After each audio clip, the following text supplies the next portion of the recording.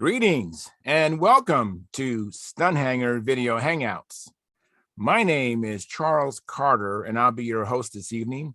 I want to extend to you my gratitude for you watching Stunthangar Video Hangouts.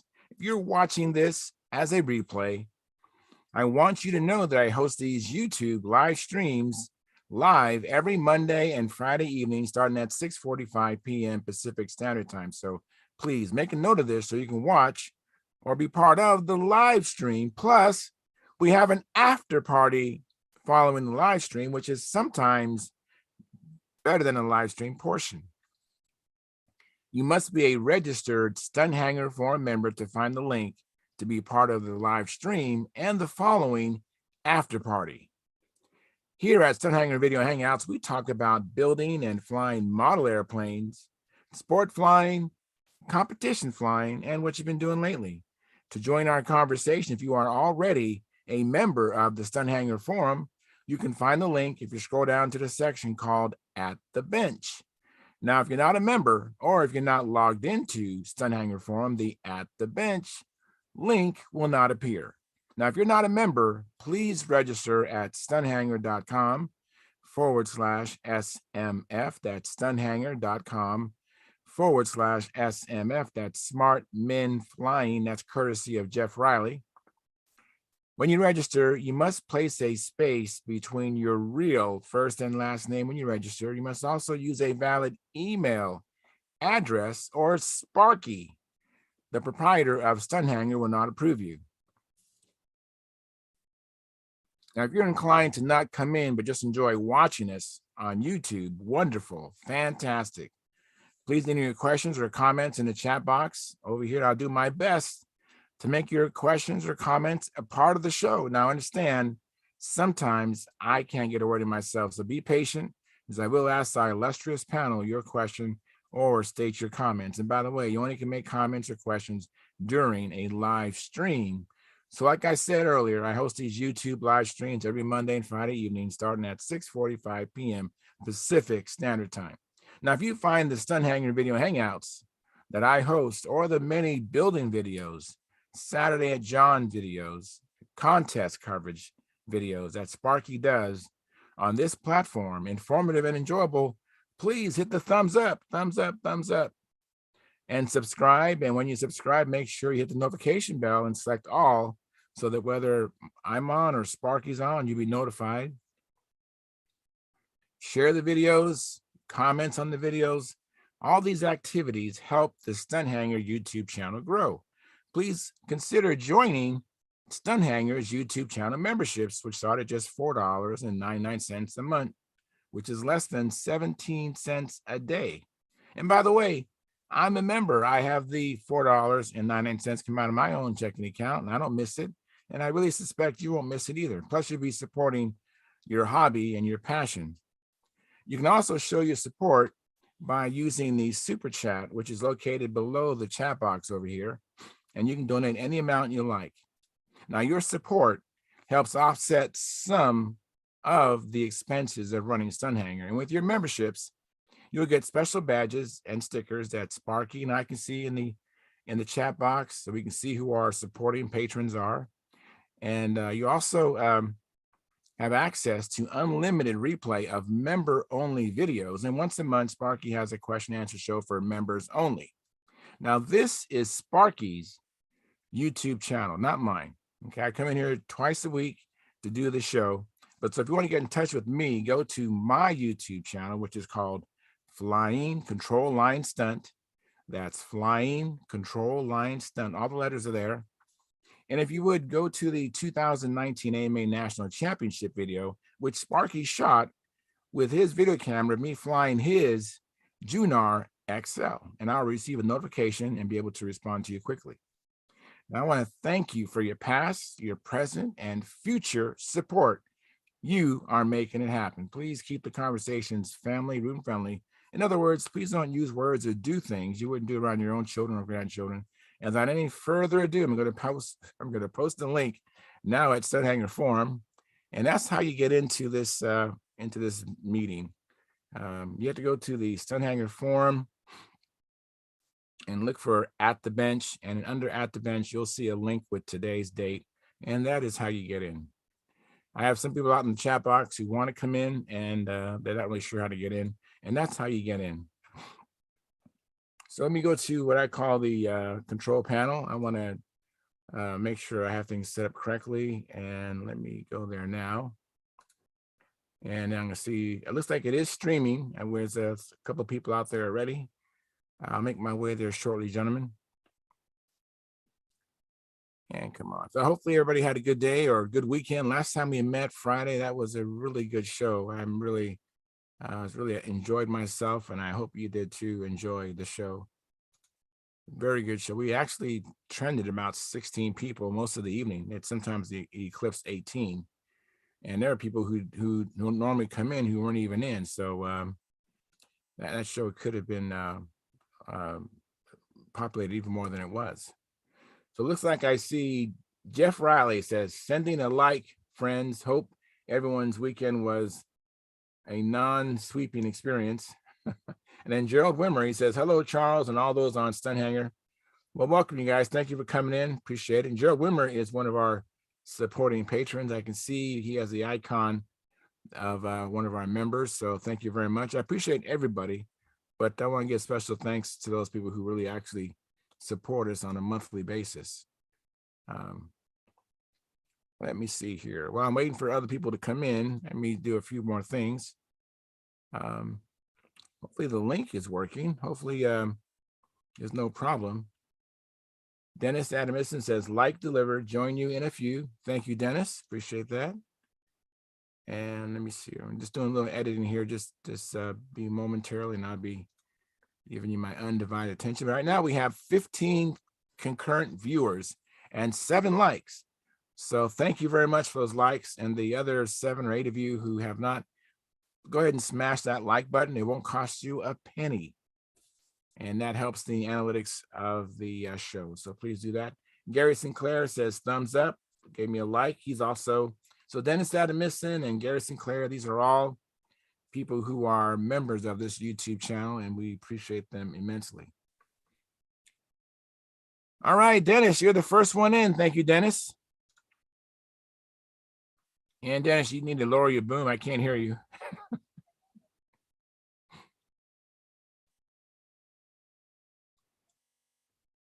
All right.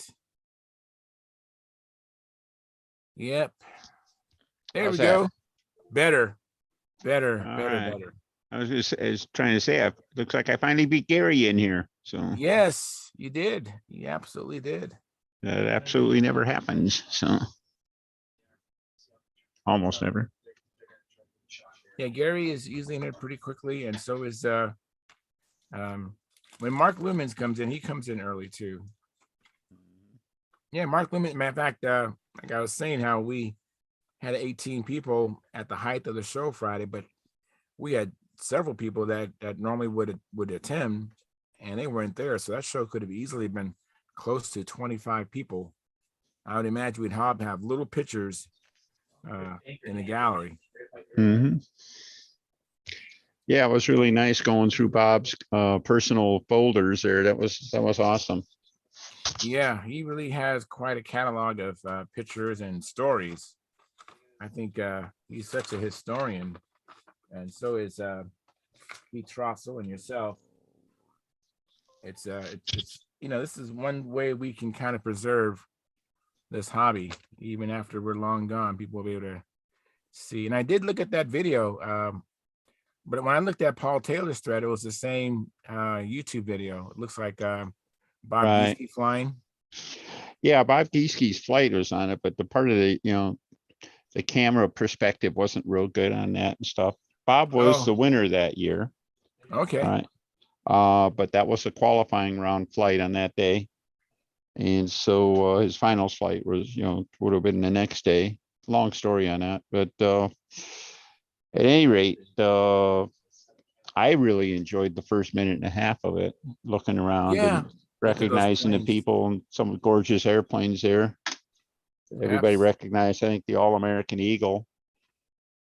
Yeah, absolutely. That was interesting.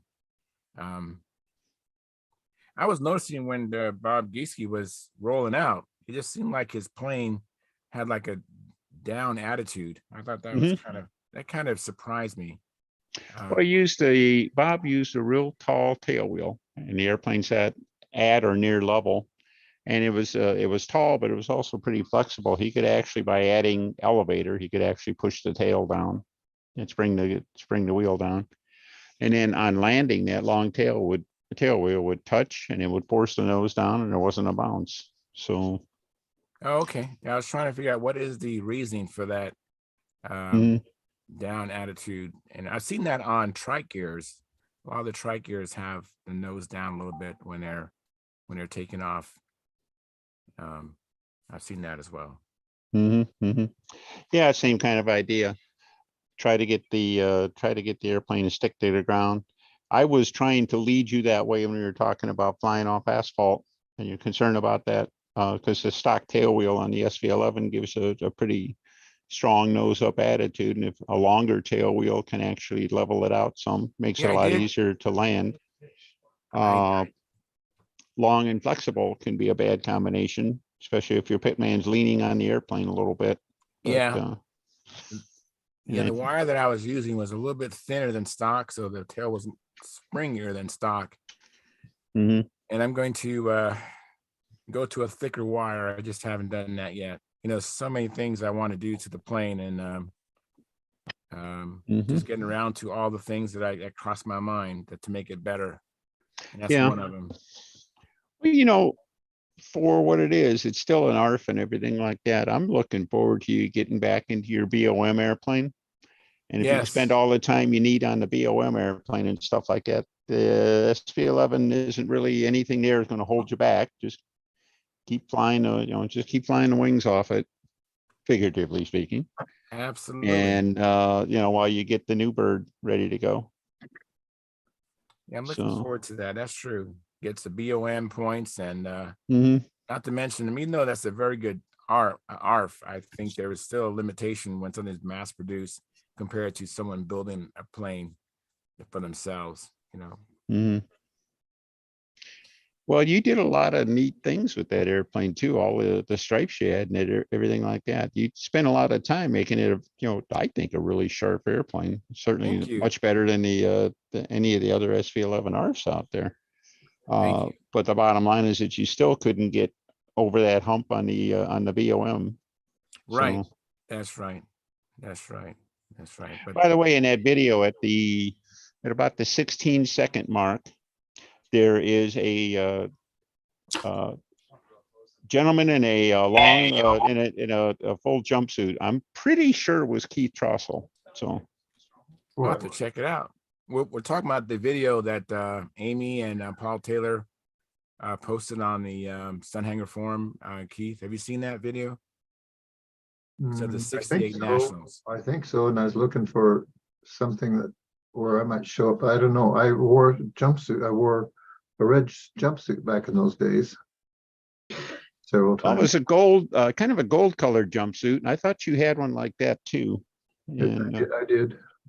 That's so I thought at first, my dad had a gold colored jumpsuit too, but I watched it, rewatched it, and boy, it sure looks more like you than it does like him. So it's was holdover from Air Force mhm. Air Force teams. Yeah. Yeah. Very cool. Well, let me welcome some people. Again, welcome Keith Trossel. Thank you for coming in. And thank you, Stuart, for coming in. And Gary Sinclair, thank you. And then Mike Lonke, thank you for coming in. Appreciate that. Very, very cool. So anybody doing any building or flying since last time we had gotten together, since Friday? For flying, all you have to do around here is wear a hat with a brim on it. You'll be like the flying nun. I mean, you just floating all over the place. Been so windy and everything, but The season ends in 7 hours. Oh, Yeah. dude, I wasted my time. but Um, yeah, trying to get some building done. Just this and that. This and that. I know that's code words for your secret project. Yeah, but when you watch Sparky's build videos, he does something, does something every day. And I think that's part of the key to, making progress is, even those days you don't have a lot of time to spend or you don't have a lot of energy or frankly, just do something, even if it's just cleaning up the shop. So Yeah. I reached a Hey. point last week. I had so much stuff on the table. None of my tools were in the tool rack. They're all on the table. And I literally couldn't find a thing because it was all right there, you know what I mean? It was all piled on top of each I other. understand. I got to clear the clutter around my precious balsa. So that's part of I started that already, but I'm not quite done. Well, And- my Well, we know, of course, Stuart always has a neat shop and everything like that. But, Neat shop, did you say? yeah, neat neat shop. shop. Yeah. my problem is I lay something on the bench and I turn around and it's gone. Oh, yes. I know what that's like. How much of your bill? I'd be embarrassed. How much of your time do you spend, or your building time, do you spend looking for something that is supposed to be right there? You know what I mean?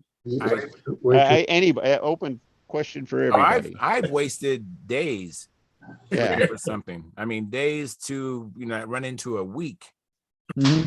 Hey, Dennis. Yeah. Yeah, I agree with you 100%. And that's what's on the agenda tonight is cleaning the shop. That's, we're putting airplanes away, hanging stuff up, sorting nuts and bolts and putting away engines. The shop is just trashed from the whole season of flying. Yeah. I bet. But I bet. I got a question. Yes, Stuart. I see you're holding up the fuselage. Yeah, it's twister. I got a little bit of a warp at the back here. Mhm. You can maybe see it. It's Yeah, just I see just a little bit. Yeah. Now, if I put, and I thought I heard this before, because I know if I put the dope on the one side, will it pull it back a bit? I'd be afraid of it curling. If It's you gonna pull, it'll curl easier. so if it's basically it's warped this way. So if I put the dope on this side and then put it on a bar, like a couple of pieces of steel or something, and then weighted it down a bit, will that, when you put the dope on, will that pull it tight on the one side? I don't know that it'd be strong enough to pull your warp out. I mean, yeah, if extra dope on one side pulls, more than no dope on the other side. Well, that's what I was going to try and do, and then put a couple of blocks of steel, the weight in the middle, the tight, just get the bend out of it a bit. I don't know. I think instead of that, I'd look into doing something like trying to soak the wood, or hit it with some spray it with Windex or something like that, and weigh it down just the way you're talking about. Maybe come back and hit it a few more times, over time, and see if you can get it, if you can bend it past center. Yeah, it's not bad, and it's just a little bit at the hook at the end. So there's always that point of view that says you might be able to carve some of it out, or you might be able to just ignore it. It's not that much. I would just carve some of that out, go 3/4 of the way back in your fuselage and taper it on that one side. You're not going to. Well, that's what I was thinking of doing too. That was my other option. And I think that sounds like a heck of a solution.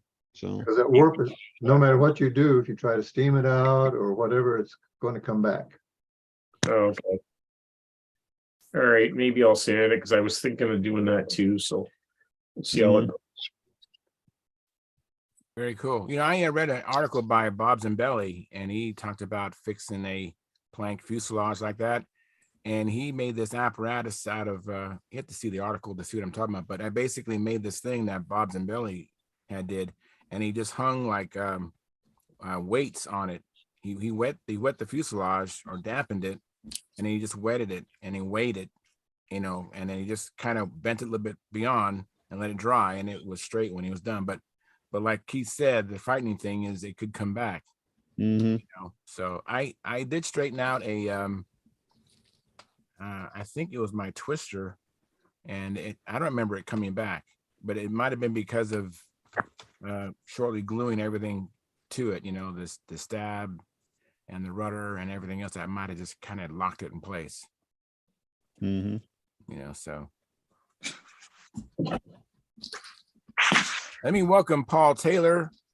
Paul Taylor, thank you for coming in. Appreciate that. Yep. And I watched your video that you, it's all of a piece. what is that? The key issue here Someone is whether has- Americans are going to make their own decisions.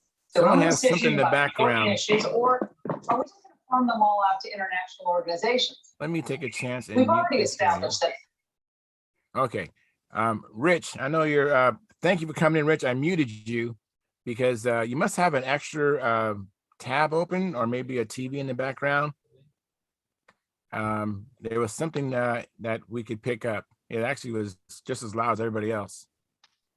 So when you get a chance, when you fix that, Rich, and welcome, Rich. You and I spoke over the weekend. I know Joe Gilbert had told you to get in touch with me, and we had a nice conversation. And I'm glad you made it in. And Howard Rush, how are you doing this evening, Howard? I'm doing okay. Very good. I don't know if I have your correct email address. I had given it to Gary Sinclair, and he unsuccessfully couldn't reach you.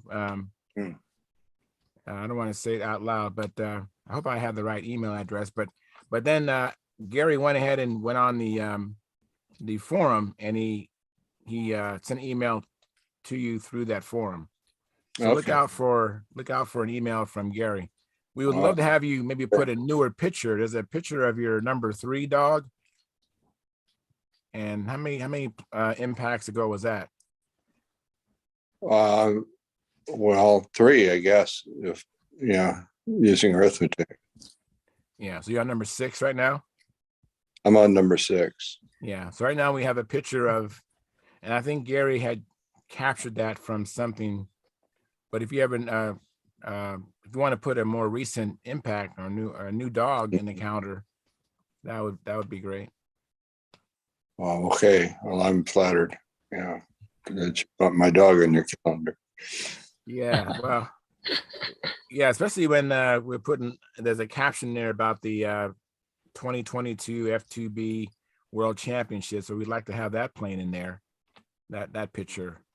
So it would coincide with that title, if it's Okay. possible, if you have that. Yeah, that's possible. Cool.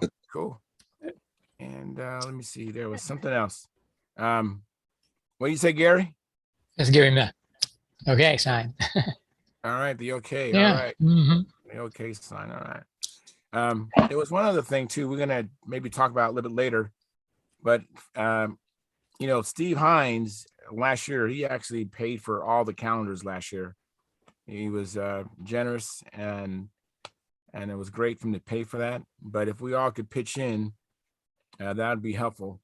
And Richard, what we're talking about is we have a Stunthangar video calendar that we do, and some of us who are in here, we Gary does. provided Gary with pictures of our airplanes and ourselves, and he actually puts it in a calendar. He does a great job too, by the way. That's what we're talking about. And Richard, if you want to go ahead and unmute your mic, if you have that other noise taken care of, I would love to talk to you again. Just go down to the lower left corner of your screen, Rich. You see where the microphone is? You might have an X through it or a line through it. Just click on that, and that will enable your mic. It's the lower left corner, right next to the video. The furthest thing to the left on the bottom, click on that.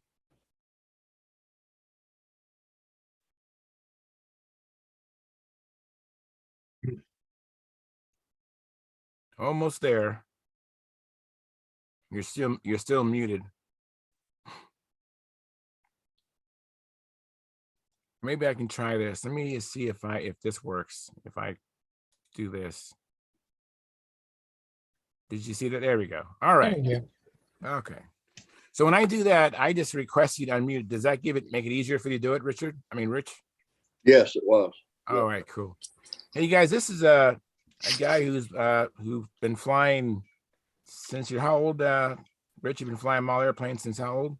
Oh, I've been building them since I was about 10 years old. 10 years old. So he has a little bit of experience. Maybe we can learn something from him. Well, yeah. One of the things that I learned is that the more I learn and the older I get, the less I know. Yeah. Yeah. Yeah. Amen, brother. Yeah. Yep. Apps. There's always so much, the scary thing is what we don't know. And we don't know that we don't know it. That's the scary thing to me. So I see you got some planes in your back. Are you in your shop, Rich? Yeah, my shop is my garage. So, Oh, that's cool. I told you I was just starting out. I'm just starting to. There we go. Oh, this is great. I love looking at people's shops. I think we all feel the same way. And So, wow. I'm building a little twister. Oh, very good. So is Stuart. Stuart is talking about the twister has a little tiny warp in it. And what do you plan on powering your twister with? It is a OS 40 LA. Oh, that'd be nice. Yeah. And up above you, what's that red plane? Right over you, behind you. What is that? That is a small RC plane. Trying to remember what the heck it is. It's a what do they call it? Piper PA. Okay. Very nice. Oh, I like the black nose. And then that one over there is a Sterling plane that I just finished building about a month ago. It's a Liberty Sport. Then the one in the far background is a PE 60 that it's an old Royal kit. It's kind of one of those kits that they give you a block of wood and you just carve away everything. It doesn't look like an airplane. That looks pretty. That looks pretty though. That looks really pretty. Yeah, there's a few more in here. I build more than I fly. All right. That's good. Yeah. That's very good. Well, it takes a long time to build these planes, so and depending upon where you live. Where do you live, Rich? I live in Broken Arrow, Oklahoma. Okay. Yeah. I just now, you guys I'm really kind of excited about this because I just started control line and I ran into a couple of guys that's done some control line flying. Joe Gilbert has pretty much lassoed me and brought me into the hobby. So lucky you. I'm grateful. You are very, very fortunate. Wow. Great guy. Yes, absolutely. Absolutely. I mean, so much fortunate. I got in the hobby. I was riding my bicycle when I was a little kid. I was probably, I'm not sure, sixth or seventh grade. And it was this man who was actually in the Navy on shore duty at that time. And he was nice. And he had babies for kids, one and several months old. So he kind of liked having me around, and he actually showed me how to fly. He was flying a Nobler, which today is still I have sentimental feelings toward a Nobler. I just love that plane. That was the first plane I ever saw fly. But yeah, and then he eventually got new orders, and he was gone. And my dad finally came back from sea duty to shore duty, but I didn't have a mentor again. I just kind of been in the desert most of my life, and then so I just kind of learned what was in the kit, and I just kind of did my best to learn how to fly. I was able to fly, and that's what I think. This was a sheer determination. I had no idea about trim or anything like that. I just built planes over and over again, new planes, trying to find a plane that flew good. I didn't know you could fix a plane didn't fly good. I would just build another plane. And I just got back into it about 20 years ago. So I left it as a kid.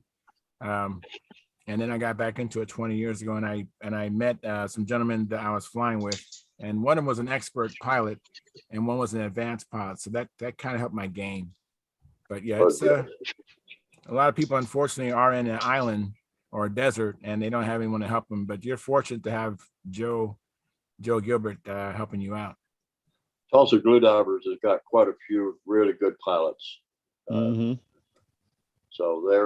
I've been pretty fortunate with that. Yeah, my first experience as a real young kid, probably in my real early teens, 11, 12 years old maybe, was probably a bad experience with control line, because they were those little plastic cox deals with the little cox engines on them. Yeah, So I crashed several of those. I'm not real sure that Joe Gilbert could fly one of those. yeah, I think those were terrible flying planes, in my opinion. They were just terrible, because when I built, I think the next plane I built after the Cox PT-19 was a Carl Goldberg, either Jumping Bean or a Little Wizard. And I was like, wow, what a difference. Oh yeah, I would imagine. Yeah. What a difference. Let me welcome Mark Wise. Mark, thanks for coming in. Hi, guys. Hi. Hello, Rich. Hello. And on the chat box, we have Jeff Riley. He said, Stuart, I would just sand the warp off the end and work to a center line. So that's kind of, we're getting kind of a consensus. That's maybe the way to go, Stuart. Sounds And good. then Tom Ramos, he provided a like. So right now we're up to 12 likes and we have 20 concurrent viewers. Thank you very much for tuning in and watching. And if you want to come on in, you got to come in through the Stunthangar forum. And if you're not a member, just register, and Sparky, when he gets some time, he will approve you, and then you'll be able to come in through the link called At the Bench. And that's how you get in here. And all are welcome. You don't have to be a expert pilot. Anybody's welcome. Beginners, RC, doesn't have to be control line. There's a number of guys here that fly both control line and RC. Charles, I'd like to say that for the first time in my life, I've seen the profile of Dennis Adamson. There we go. Yeah, normally he's on the couch. You're right, and we see his calves and his latest footwear. Absolutely, quite a handsome dude we got there. Yeah. But he's so Who young. are you and what have you done to Mark? He's so young, though. Yes. And Philip Bailey's in the house. Thank you, Phil. Thank you for coming in. Hey, how is everybody? Good. And I have another question for you regarding the calendar. I've seen the proof. That's why I'm talking about it. And do you want to put a different picture? This is last year's picture with your Jameson special. I thought I seen in two pictures of the SV11 and one of not SV11.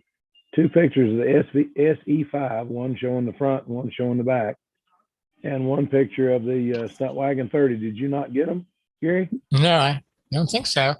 I'll try again. Okay. I'll try again. Something's going on. If I don't get it, let me know when you get it tomorrow. And if you don't get it, I'll give you a call and give me Gary's number and I'll call him. We'll figure out why I'm not getting it, because I'm sure I've got his number because I sent him stuff last year and he's got it. Right. So I should be able to get it through to him. I'll try again in the morning. I might try again after sign off tonight, but anyway, you'll get it in the morning. Now the best picture I have of the little Stunt 30 shows it sitting beside Tom Looper's Nationals winning Stunt Wagon 60, but I don't think it'd be any problem. What you did with the other pictures, you won't have any problems isolating the Stunt 30. Yeah, I mean, everybody else, their pictures are in there. I don't think we have a picture of you, Dennis. There's no picture of you, Dennis. I don't know why it's not in there. I don't know.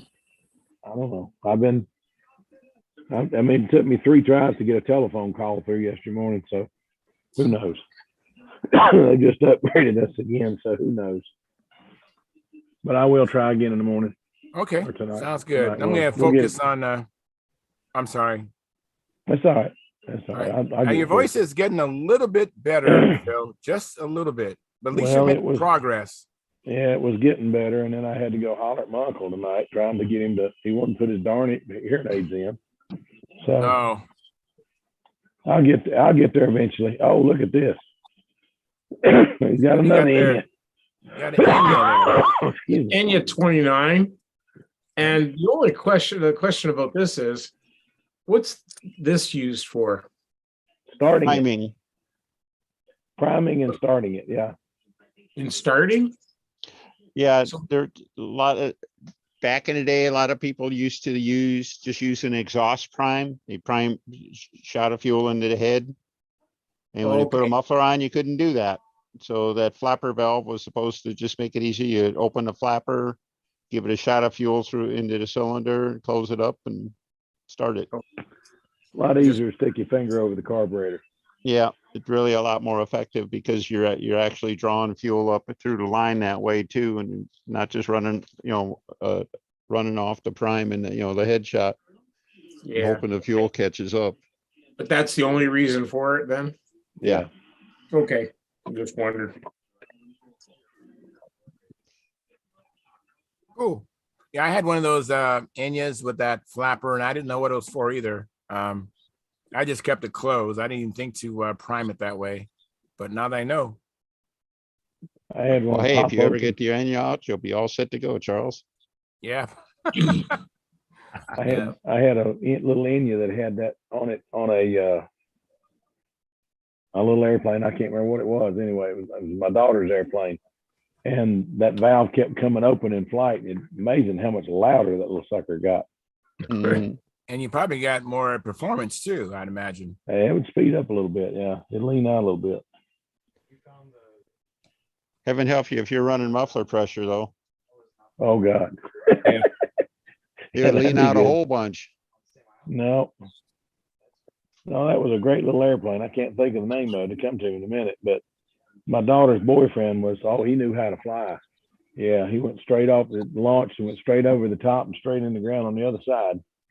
That was their last date. What? He broke daddy's airplane, so your daughter broke up with him? Good girl. He broke my daughter's airplane. Oh, okay. Oh, man. Okay. Yeah, that's kind of a deal breaker. That's Give back- it. That's it. That's Yeah. bad form, man. Yeah, give back the ring. Yeah, Yeah. really. Especially when he said he knew how to fly. I mean, it's like that's Yeah, kind of he said him and his brothers used to fly all the time. He was an expert flyer. expert And- flyer. Yeah, expert flyer. Yeah, he was an expert. All right, X is something he used to be, and a spurt's a drip under pressure. Wow. Yeah. Tell us how you really felt about it, Phil. Well, that was a really nice little airplane. It was Mike Garman. I went to East Coast Golden Oldies. I had an Oriental that year, and Mike had this little thing. It's one of the planes that Brodak sells, kits, whatever, both. And I cannot think of the name of the darn thing. But anyway, Mike's plane went through the wind so well, I just looked at that thing and I came home and I asked Mike for the plans to it. Where would I get the plans? He said, "Will you give me your phone?" "No, I got your address.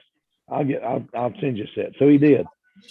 Within a week, I had the thing built. I built two of them, one for me and one for my daughter. She liked it so much, I built her one. I put an Enya on hers because I thought she'd just go around in circles with it. Wrong. She learned loops and she was learning so fast it was starting to scare me a little bit. But anyway, we flew out in the backyard. And then Mike came over here and he was an expert flyer. And I got home just in time to see it take off and go across the top and hit on the other side. I said, "Oh, Lord." My daughter is a second-degree black belt. Oh, Instructor rated. I wanted to go in the house right quick because I did not want to see what happened next.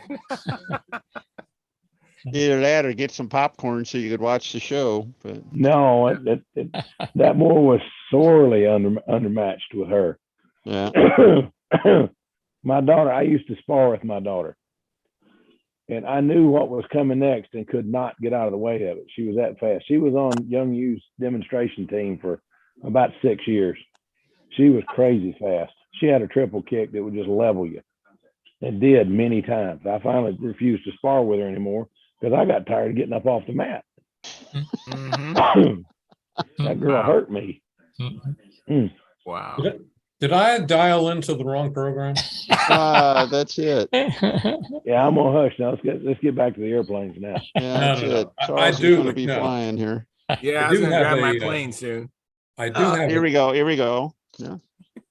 Oh, Oh look at my that. gosh. Oh, very nice. Oh my gosh. How about that? Uh-huh. Okay. Very nice. Very nice. I would like to float a question to the group about design of an airplane. And I'll, because I got some real experienced people I'm looking at. You all have seen my Billy Werwich P-47. Right. Mhm. Okay. And I happened to several years ago pick up a kit that I believe was made in South America based on the P-47 design of Pat Johnson. Yeah. Mhm. And I Built have for the a four plans for stroke. that. And I also have the plans for Billy's P-47. And the moments and the airfoil and the size, the volume of the airplane, they're very close. Mhm. Now, here's my question. On Pat Johnson's design, the wing is lower. It's almost at the bottom of the fuselage, and it has an inch of dihedral under each tip. Mhm. Okay. And someone who's brighter than me told me that may be done to balance the center of gravity. Mhm. Okay. So my question to the group is, could I redo the fuselage on this semi kit, bring the wing back up about to where Billy had it, and make it a flat wing? Sure, but the Pat Johnson design was designed for a 72 four-stroke.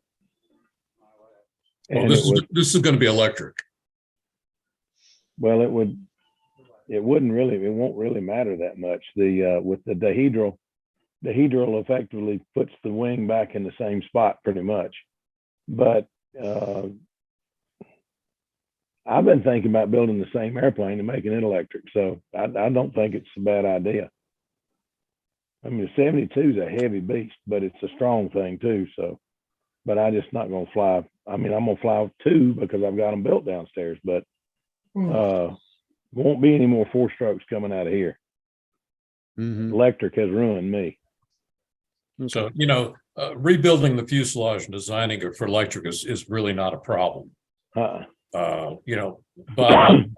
talked about that many times, and he said one of the worst things you can do is take a plane designed for glow and then put an electric in it because you're flying an overbuilt airplane. You could lose a lot of weight by building it for electric. So I don't want to go to the trouble of I'd like to make it. I'm hoping I can get a plane that flies similar to the P-47 from Billy, so I can spend more time on the clone and then make it an easier transition to his plane. And that's where I'm kind of right now. I have enough pieces and wood to build this airplane. And I just wanted to make sure about the dihedral. And Keith, what go ahead. Well, Raby sort of led the way for super semi-scale stunt ships, S to the 5th power. Amen. And he was going for appearance of, simulating as close to scale as he could and still have a stunt ship. And that required, for typical fighters, lower wing and dihedral. And dihedral he used enough so that the lead outs would be approximately the same position that a more mid-wing airplane would be. And that you don't lose anything by flying an airplane with dihedral, I don't think. Okay. I've done both, so semi-scale airplanes, and I don't think you lose anything on performance with a dihedral airplane. Now, some people may disagree with me, but I've had experience with both, and I don't think there's any difference. Now, the only problem I think with a dihedral airplane with a lot of wind, the outboard wing on the upwind side might get kind of tricky.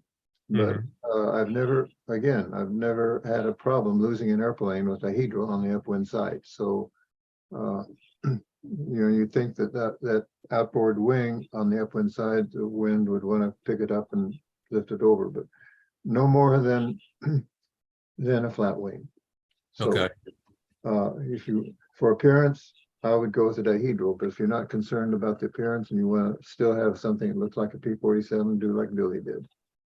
Right. Well, the P-47 from Billy is just an awesome airplane, but I can't fly that in a contest. But I like the shape of it. I certainly like the way it flies. I like a wider fuselage. So that's why I wanted to bounce it off to you guys, because there's some very experienced people, that I'm looking at. The Dennis, you're not one of them. never mind. Go ahead. And Howard Rush has raised his hand. Howard, do you have a comment or input? No, I was just kidding, Dennis.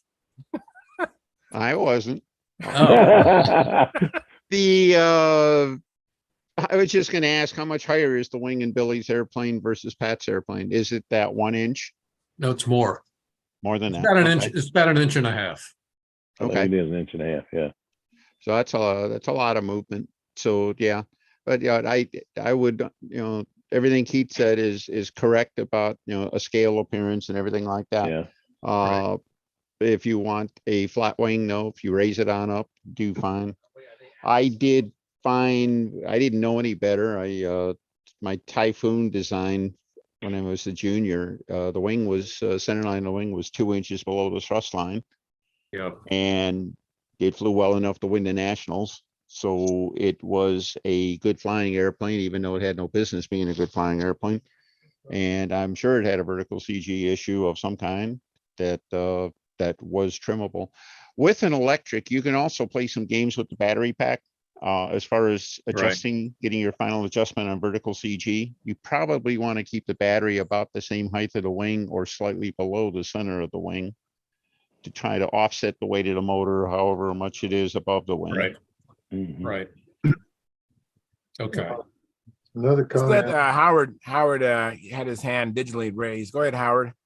Yeah, there's another thing that happens with dihedral, and that is, you can see this in textbook, get cartoons online. Putting the wing low requires some dihedral to break even on rolling moment due to side slip, which is the thing that's going to get you the dihedral effect. And if you have the wing high, then you need negative dihedral. And the reason airplane 141 have negative dihedral and airplane P51 have positive dihedral. A lot of people think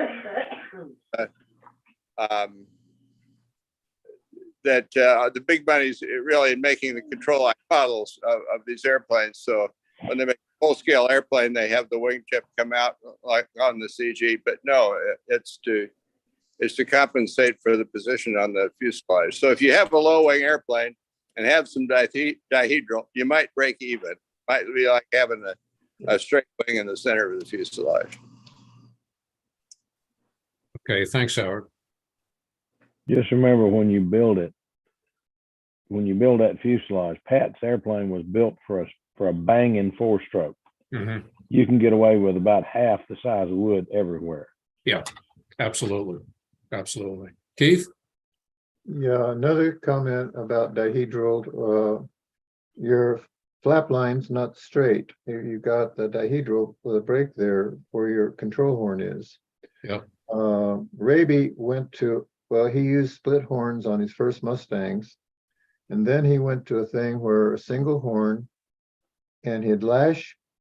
Now, I don't know if I can explain this right, but he'd lash the control horn onto the trailing edge, and he would not bend, but flex that horn around the trailing edge. And so you're depending on the flexibility of this 1/8 wire control horn to be able to move the flaps up and down. And you'd think, well, that would put things in an immediate bind. Well, it doesn't, up to a degree. You can have a combination of swept forward flaps and dihedral up to a limit with a single horn with Raby, or not even lashing the horn wire to the trailing edge to follow the trailing edge for the swept forward and the dihedral. You can have one straight control horn from one flap to the other, but there's a limit, or there's enough flex in the wood and how the horn attaches itself to the flaps and in the hinges and all that. There's enough flex in there that you can take a certain degree of a dihedral and or sweep forward before you start having any binding. Well, I found the limit of that with my Martin Baker, because if I go much above 30, because it's got a lot of dihedral compared to any stunt ship and some swept forward. And once you go about 30 degrees flap deflection, you get some springiness and some resistance to wanting the flap to deflect any further. But you don't use more than 30 degrees flaps anyway, so there you go. Okay. Yeah. Is the trailing edge straight wingtip to wingtip, or is it swept No. forward? It's swept forward. Forward. My Martin Baker has, Okay, I was asking Mark on the Pat Johnson airplane. That's a straight, is that a straight trailing edge? I got the plans right in front of me. Let me take a quick look. I saw Mullenix's Corsair fly in a stiff breeze. It had extreme dihedral and ball joints to work the flaps. It worked fine. So you can get away with all kinds of dihedral. Yeah, Dennis, the trailing edge is not straight across. Okay, it's swept forward some. Yep. Okay. What I was thinking about doing is using something like what Paul Walker designed and have independent, adjustments on both sides. And I thought that might work well on a double tapered wing with dihedral. well, Paul Walker uses a split horn, but he's got a way to keep the flex from one horn to the other to an absolute minimum, and it's genius what he's done, and Right. it's very effective for him. But Yeah. I figured out how to do that yet and I don't know, I'll bring the Martin Baker out. I might show how much sweep there is and how much dihedral there is in the wing. And believe me, this is a limit between combination. I believe you. But I would think with a little bit of sweep forward, lucky boxes, basically channels, not a round hole in the flap, that'll Right. cure a multitude of sins. Yeah. Mark, there's a trick. And if you picture the trailing edge and you got dihedral in here, Right. instead of the horn being dead center, put it where the hole is going to be in that flap. Mm-hmm. Think of a line that goes from there to there and let your horn run across there straight. Yep. I know it sounds crazy, but Al Raby and I talked about this for hours and hours, and it works. I did it. It's on my BBQB. Run the line. The only got to worry about is where that point goes into that flap. Mm-hmm. Let it run straight across. It's going to be near the top of your V if you got as much dihedral as the Bearcat does. It doesn't matter. Then when it gets over here at the top, your flaps are swept forward. So take the horn and instead of having it be a 90-degree unit, bend each side out. Not this part, but bend the arm out just about, I think it was about 5 degrees. And it just takes all the bind out of it. Al was a master at this stuff. And I called him and I said, how in the heck do you get the bind out of this? Because it's binding something awful. And he sat down and talked to me and talked to me and talked to me on the phone several nights. And Al never just talked. He always sends you something in the mail. And I got this horn that was already bent and it was already hinged. It was already everything. Just put this on your plane like this. And I did. I mean, it's Al Raby. I'm going to argue with him? No, I don't think so. anyway, I put it on the Bearcat and it works, and it works well. There's no play in that. You take that. I mean, it's just smooth as it can be. And that sucker has got all kinds of sweep forward in the wing and dihedral in the wing. So it should be really binding. But he said, as long as you get the 2 points where the where the horns bend to go in the flap, don't worry about where it goes through the trailing edge of the wing. Right. And if there's so much dihedral in the, if there's like what you're looking at right there, if there's so much dihedral in the flaps where they sweep forward in the flaps, cut into the trailing edge of the wing a little bit and let the horn in the center go in it. Don't make it bend, let it go in. So that's what I did, and it works. Okay, thanks, that Phil. That thing there is just a piece of artwork. I love that. You can, I think you can see the amount of the sweep on that. Right. Yep. There's noticeable dihedral in there. Yeah. That's more than 1 inch per side. And that's just a gorgeous airplane. This is the limit, because once you start going past, like I say, about 25, 30 degrees, it gets springy. Okay. Wait a doggone minute. It looks like those trim tabs are moving the opposite way the flap is. Yeah. They're supposed to. Those are called boost tabs. Yep. Son of a gun. That's the first time I've ever seen those.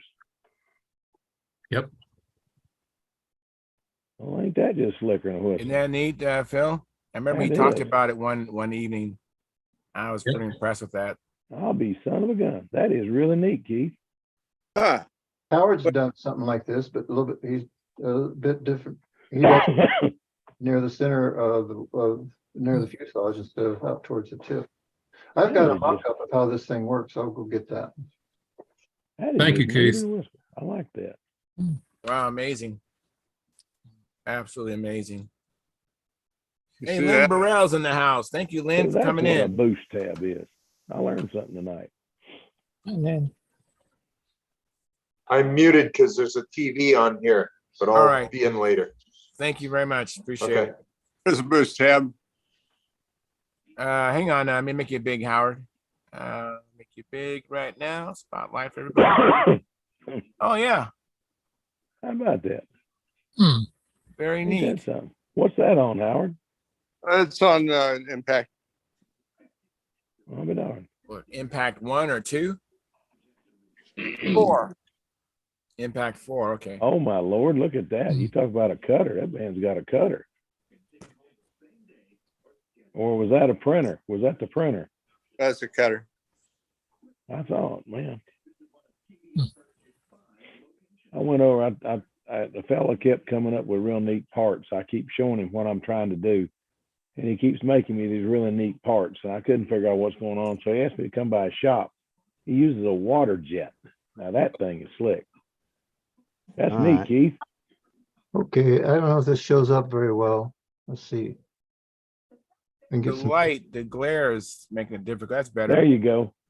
Now you're Thank talking. you. now. So, okay, this is pretty much neutral. And then for up flap, can you see how that tab goes? Yeah. Yeah. Yeah. And then for down flap, goes the other way. Very How does neat. that boost? I mean, I don't understand how that could boost. It Well, Just watch the real- airflow.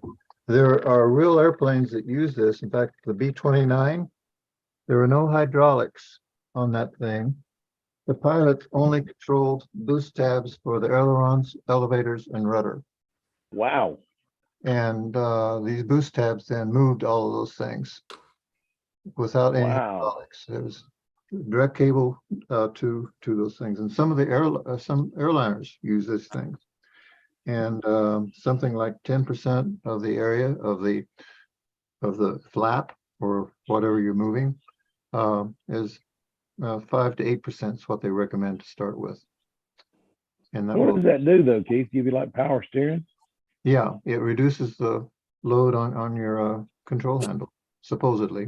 Oh, I'm Now, gonna have with to try Martin that Baker, on something. I can't tell anything with the Martin Baker, and Howard's experimented with this a little bit too, and I don't know whether he's got anything definitive. I can't say anything definitive about the Martin Baker because there's other problems with that airplane. I've had it on 4 airplanes, I think. I found an NACA report that said that it's more effective around neutral than it is toward extreme control deflection. And that's not what you want. I couldn't figure out how to make a linkage to make it move at extreme deflection. So I switched to the Igor device, and that does a better job of hinge moment.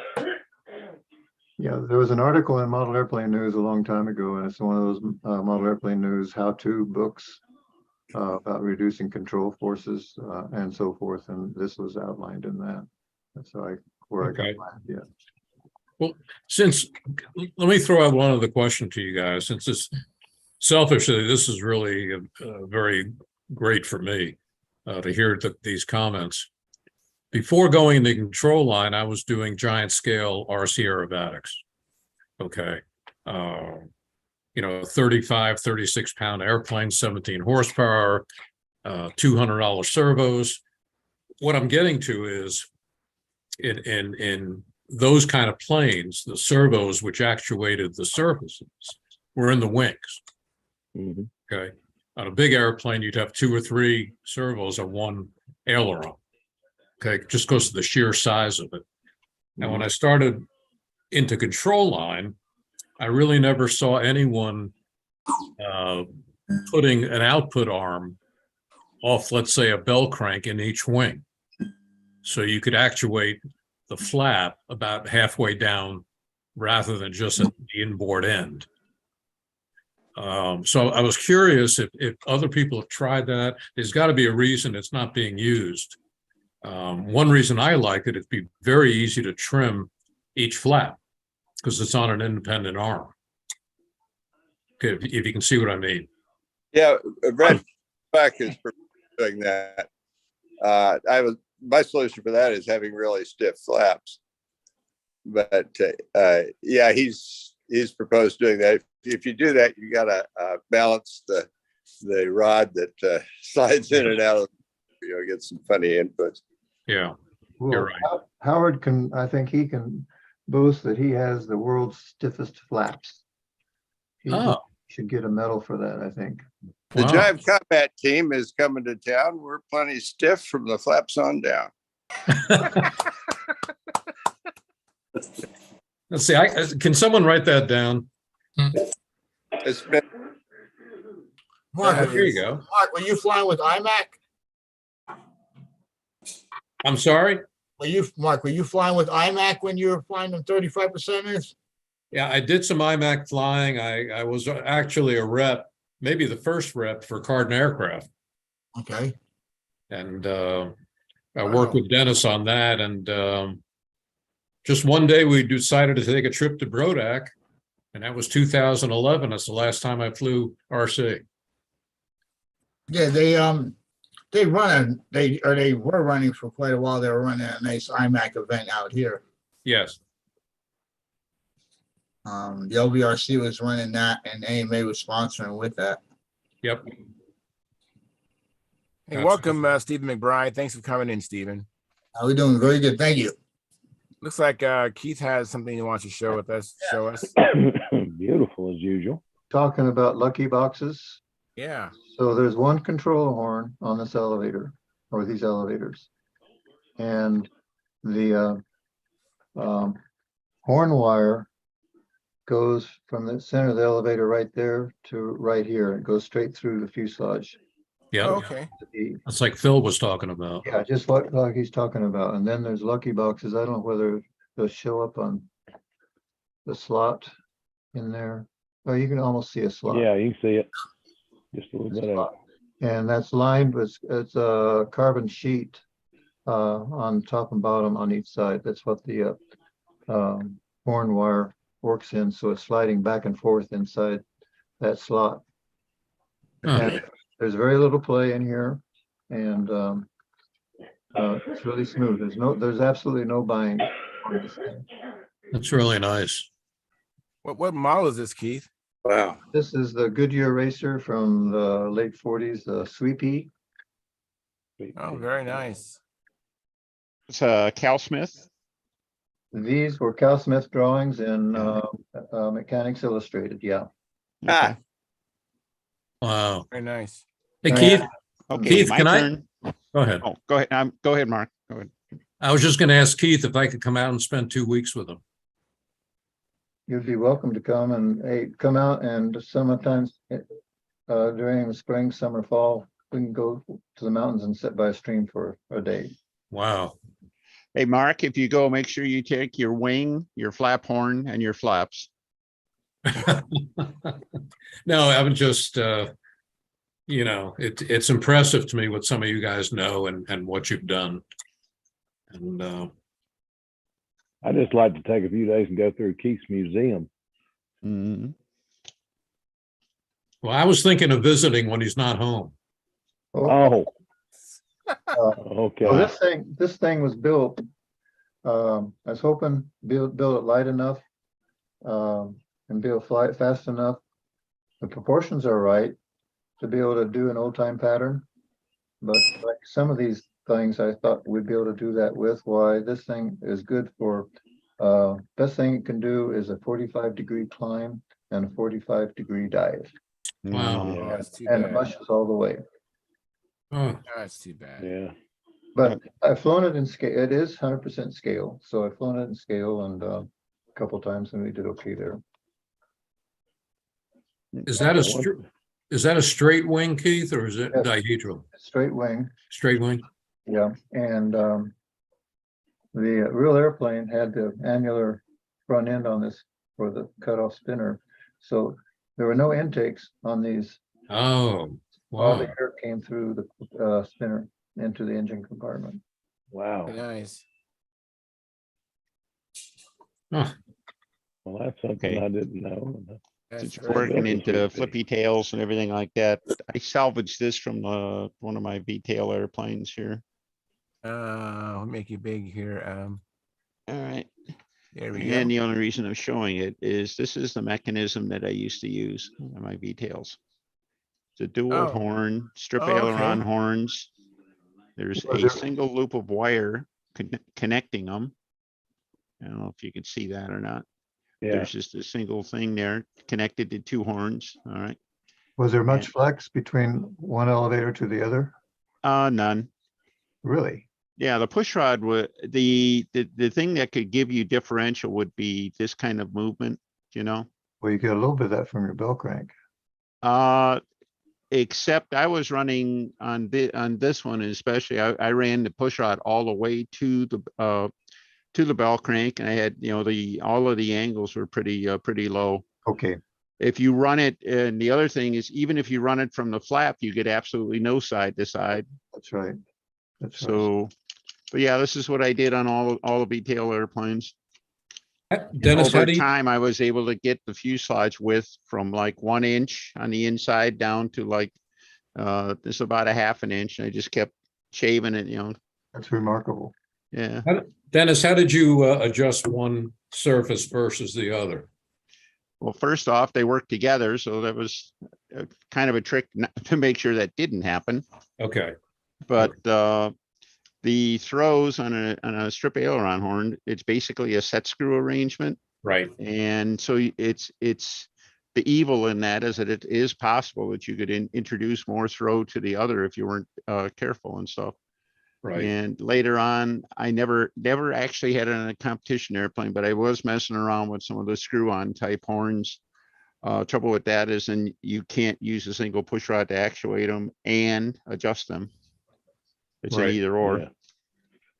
Okay. So that's very but slick. anyway, yeah, I've had a lot of people over the years ask me what it looked like. Well, I salvaged this airplane. I thought I'd just salvage that the way it was so you could see it. How much trouble did you have with I know on VTail sailplanes, I had a fit learning how to trim them because you don't need near as much up as you need down because the air dams up in there. Is the same true on the stunners? You see the split in the elevator? Yeah, quite a bit larger than. Well, Oh, yeah, it was larger, and I made sure on all of them that it never went any tighter than a parallel line. That was, you know, at full control. Okay. So, So but you yeah, I stopped the think that was damming something to effect. worry about.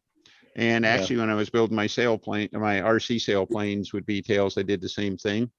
Yeah. For no particular reason, but it just seemed like Well, a good I idea. should to have get done good that, but mine practice. dammed up against the fuselage, and it gave me a fit trying to trim them. And then Yeah, I it's finally smart. learned to do something similar to that, but not that smart, not beyond a parallel line.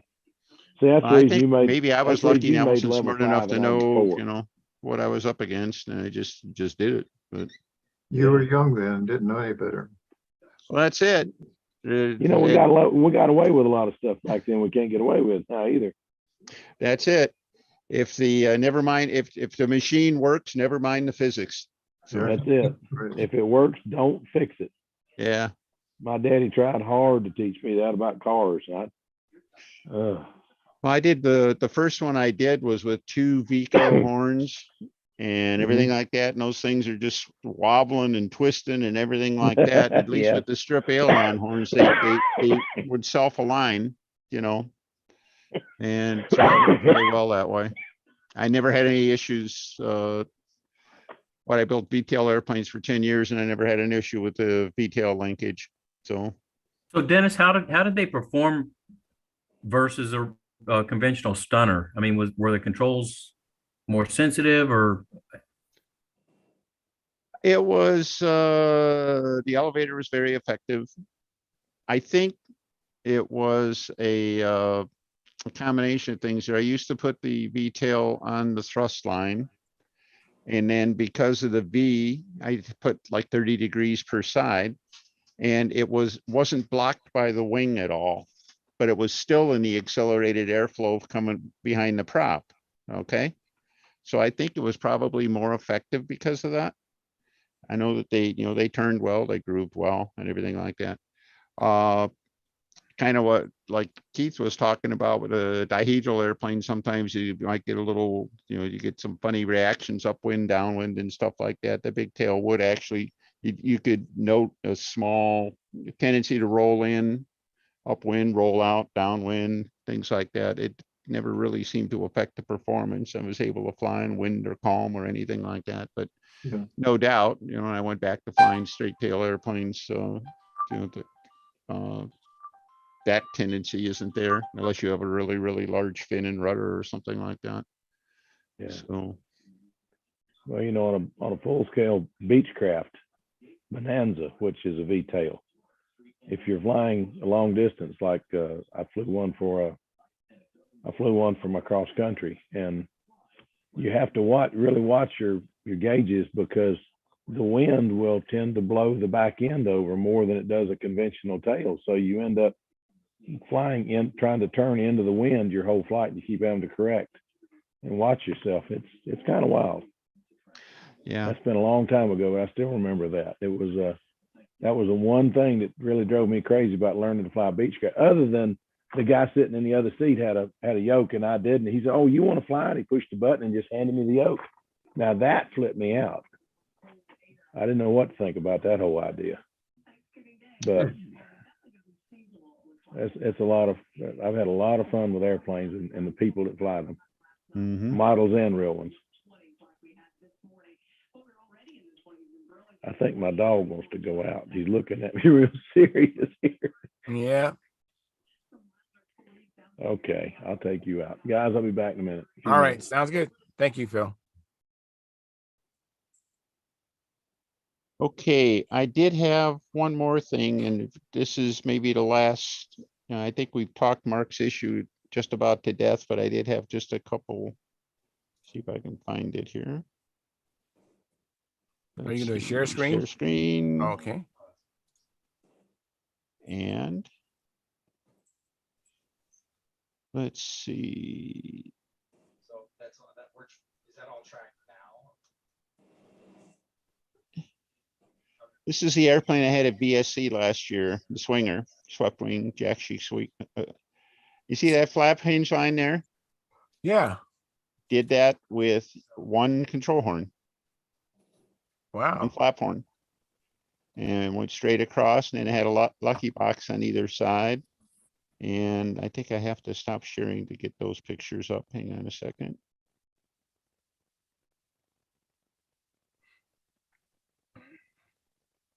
Do you know where the term lucky box came from? Probably Lucky Pyatt. It is. Oh, very cool. And Eric Rule even had the material to use in the elevators for those lucky boxes. It was some kind of I forget what it was, but he needed a name for it, so he just called Lucky because Lucky had used them like that, and so Eric called them lucky boxes. Interesting. Okay, this is, I have to walk you through this one here. My lucky box was a piece of aluminum tubing that I switched down to a 3/32 inside. Mhm. All right, buried that in the flap, and then I had just a straight horn going across the wing. I built in a filler piece, to fill in the sweepback angle, for that. So it went straight across at the back of the wing. And that's where the horn was mounted. And I think, like Phil was saying, well, on this, I could actually put the bearings anywhere, but I ended up putting them fairly far out. So you And had then when the flaps went on, it just went in that box, and that box took up any side to side motion or anything like that. I did not have the dihedral issue that Keith was wrestling with and everything like that, but this worked extremely well, still works extremely well on that, at least in that context. So nice. How durable that steel rod and those the flattened aluminum tube, how durable was that as far as longevity? well, let's see, the airplane is 13 years old, but I can't tell you it's got 1,000 flights on it either. So I don't know. I think from a longevity standpoint, if I'd have used brass instead of aluminum, I don't think there'd been any issue at all. Yeah. But and in fact, the new airplane, I'm looking at putting some, I'm going to have removable flaps on it. I'm going to make boxes out of brass tubing for that, for that reason. Yeah. I think probably a couple of dabs of silicone grease would go a long way to adding a lot of longevity though too. So that makes sense. Yeah. Yeah. And again, this is like a 40-ounce airplane, or excuse me, a 48 ounce airplane. The P-47 is bigger, heavier, bigger flaps, everything like that. The control efforts may be higher, but mechanically it'll work. Yep. Make it brass instead of aluminum. This is a 3/32 horn. You probably use an 1/8 inch, Yeah, but pieces that's a should great all picture. work. Thank you, Dennis. Yeah. Let's see, stop share. That's great. It really Yeah. is. Yeah, thank you, Dennis. I was just amazed at how far you can go with that. So Hey, Mark, that's a good question. that's Well, it. We got it. What do we get? About a half hour out of that anyway. At least. Very nice. I appreciate it, guys. I asked Alexa, but she didn't know. She said, you should go to Stunthangar chat on Mondays and Fridays. Yes. She also said you shouldn't be the head of Pampa. Mhm. That's when I shut it off. Or had your Mhm. head examined, yeah. That's it. Oh, Howard, we couldn't hear you. Say Yeah, again? well, I have an Alexa story that happened today. You know how old people, when they say something that, or you say something to them, they think you said something else. Yep. We get this around the house all the time, but she was doing that today. That woman, I can't really say her name because she's listening, but Mary Lou told her to open the gate, and she said something about Keith Trossel. I'm not making this up. This is a true story. Wow. Yeah. So So that woman is listening to our show then, huh? I guess so. Yeah. We call her Wow. that woman I because know. That woman is listening to our show. Wow. Yeah. I guess we got to be careful if we have any of those Alexas in our house. They're listening to our show. Crazy. Yeah, well, I just hope she delivers a like. That's all. Yes. Maybe That's right. That's Well, it. Keith Trossel's Yeah. a well-known name around the world. I mean, gosh. Yeah. Mm-hmm. I have a comment from Brent Williams. It says, howdy from the frozen wastes of North Utah. Welcome, Brent. Thanks for coming in, checking in with us.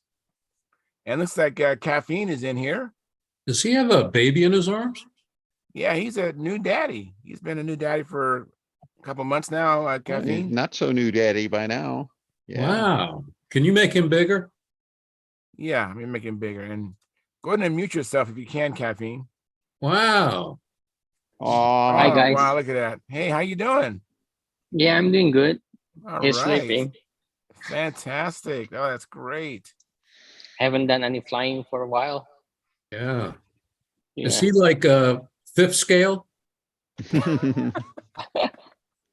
That's funny. That's good. Yeah, Charles was talking about making him bigger, but he'll get bigger by himself. Yes. Yeah, that's it. Good point. Oh, that's That's awesome. true. That's beautiful. Hmm. So you haven't been flying, Caffeine, but have you been working on any airplanes? Been building No, anything? no, just I just download a new plan, actually the Pretender, and I'm going to laser cut it and start building a new plane for the LA-25. Oh, it's called a Pretender. I'm not familiar with that plane. Mm-hmm. Pretender. Anybody else familiar with that plane? The Pretender? Guess not. Yeah. It's designed by Dick Sarpolos. Oh, okay. That's a pretty good qualifier all by itself. Mr. Yes. Sarpos does some really, really nice stuff. So Mm-hmm.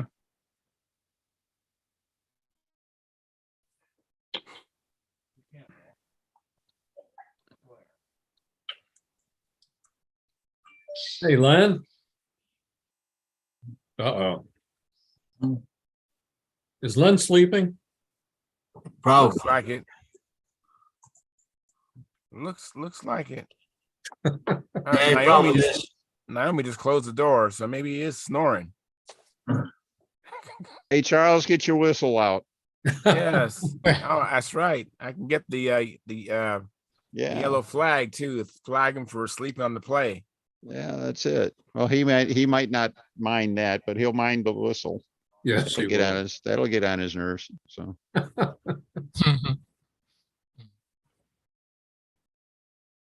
Oh.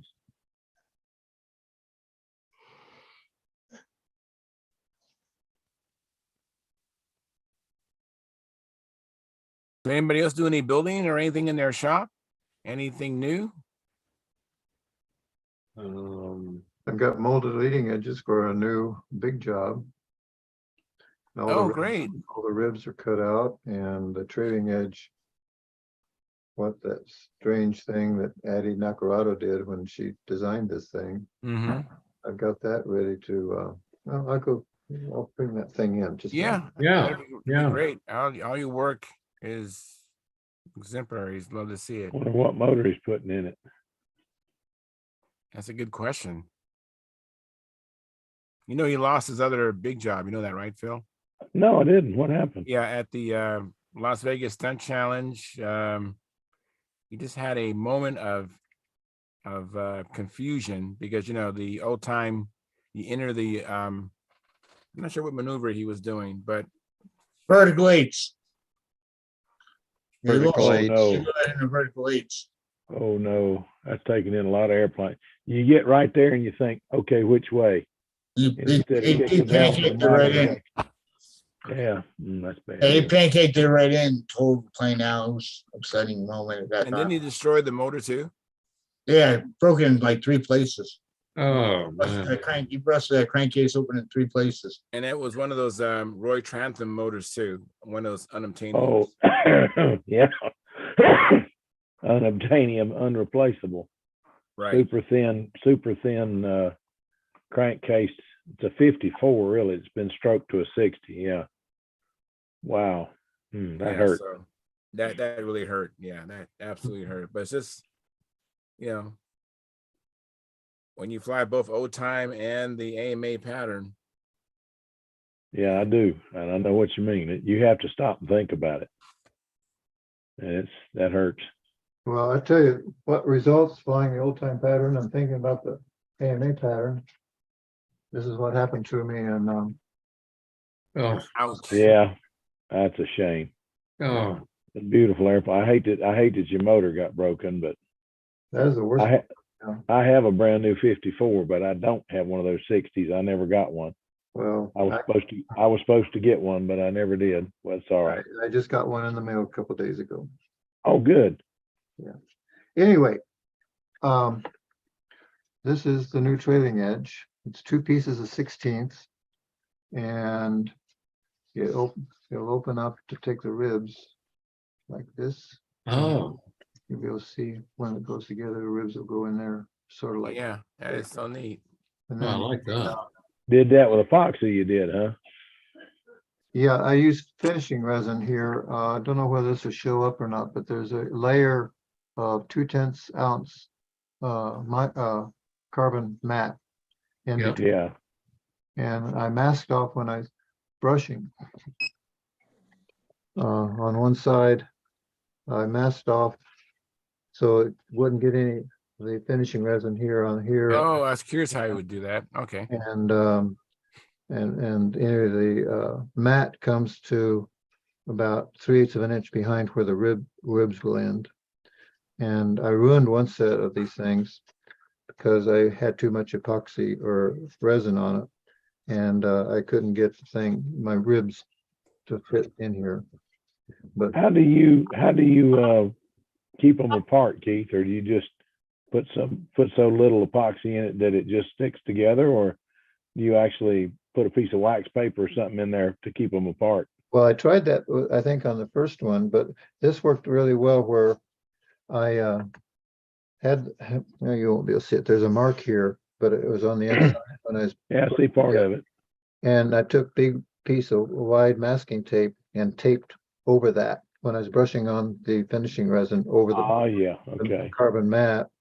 And on both sides, I put the resin on both sides and pulled the epoxy off or the masking tape off and just put them together and let it set, put on a flat board. And with the finishing resin, I don't know whether it's going to show up, but this came out, it's dead straight. Yeah. Yeah. Wow. That's nice. And as opposed to when I did the big job, I used wood glue to glue those trailing edges together. And this might show up the curvature. Yeah, Yeah, it's got a little bow in it. You got the bow in there, and it's the opposite way on the other side. So I had shims out here to fix that. And Yeah. there's a constant problem, and never got better.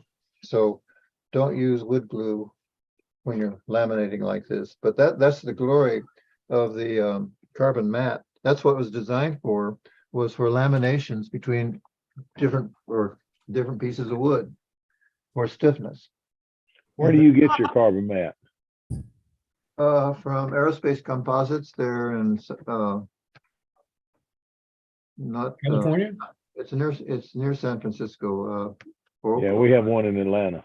Yeah, and Us but naughty this- East Coasters got one in Atlanta.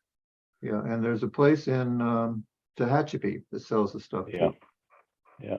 And anyway, this is pretty light, like 6, 7, 8 pound wood, and it's pretty flimsy. But boy, you put that carbon mat in there, and it is stiff. I mean, Yeah. you wouldn't be able to hold the piece of wood without the carbon mat in here like this, without almost breaking. Yep. Yeah. But that's what the carbon mat's for, is for laminations. And we bastardize it. I bastardize it a little bit because I use the carbon mat over bare wood for the finishing process. Mm-hmm. Yep. But Very cool. Thank you very much, Keith.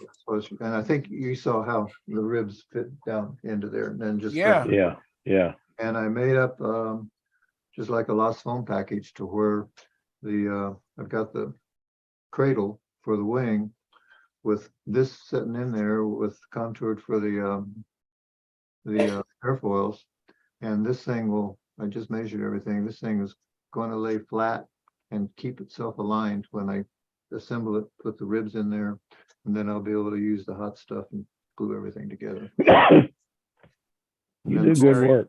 And Very then cool. all the leading edges will go on just like the lost foam package that Bobby Yeah. had. That's good engineering. That is. Interesting. Real nice. No, Keith, you do really nice work. Well, thank you. Let's see, Tony and Addie, they would have made that with embroid then, basically, Yeah. right? Yeah. Okay, that actually that's- may have been a that's- little less likely to warp than the wood glue would be. Absolutely. Yeah. I've had several disasters with wood glue trying to make flaps on my build. Yes. And Oh my. I built up a set of flaps when I was building this Martin Baker, and it was a disaster. I had using the wood glue. I put them together, another set together with the finishing resin, and these are dead straight. Mm. In fact, I can go show you the old set and you see where they worked. I have a couple of questions. I'm gonna hold off till Keith gets done, but there's a couple of questions I have. One from Jack Fastnot in the chat on YouTube, and then one from the chat inside here from Caffeine. So, but they're not on the same subject. That's why I'm holding off those questions. Mhm. Yeah, one of the first big jobs I saw was one that Charlie Reeves put together from Paducah. Yeah. And Yeah, Charlie's is beautiful. I think that was the first one after. It was the first one that I ever saw, and then Charlie drew the plans to it. yeah, He drew the plans I have anyway. There might be other plans out there, but he drew the plans I have. has anybody seen him lately? I heard he wasn't doing too well. He's not doing real well, but he's still doing. He can't. Oh my goodness, he can't really fly by himself right now. But Chara, his daughter, goes out there with him, and he flies until he can't fly anymore, and then he hands the plane to Chara, and she lands it and flies it out and lands it, and he laughing and cutting up and having a big time. Are those totally He's flat? just a great guy. Is that an illusion? What's that? Are those flat, or do they have a little slight warp? They got some warp in them. It looks like. You can see the bow. Yeah. Okay. Yep. All right. Yep. That's from the wood glue. Okay. Well, Keith has a problem with that. I don't feel bad at all about having a problem. They're built up 16th-inch sheet with ribs in here, pretty healthy leading edge. Yeah.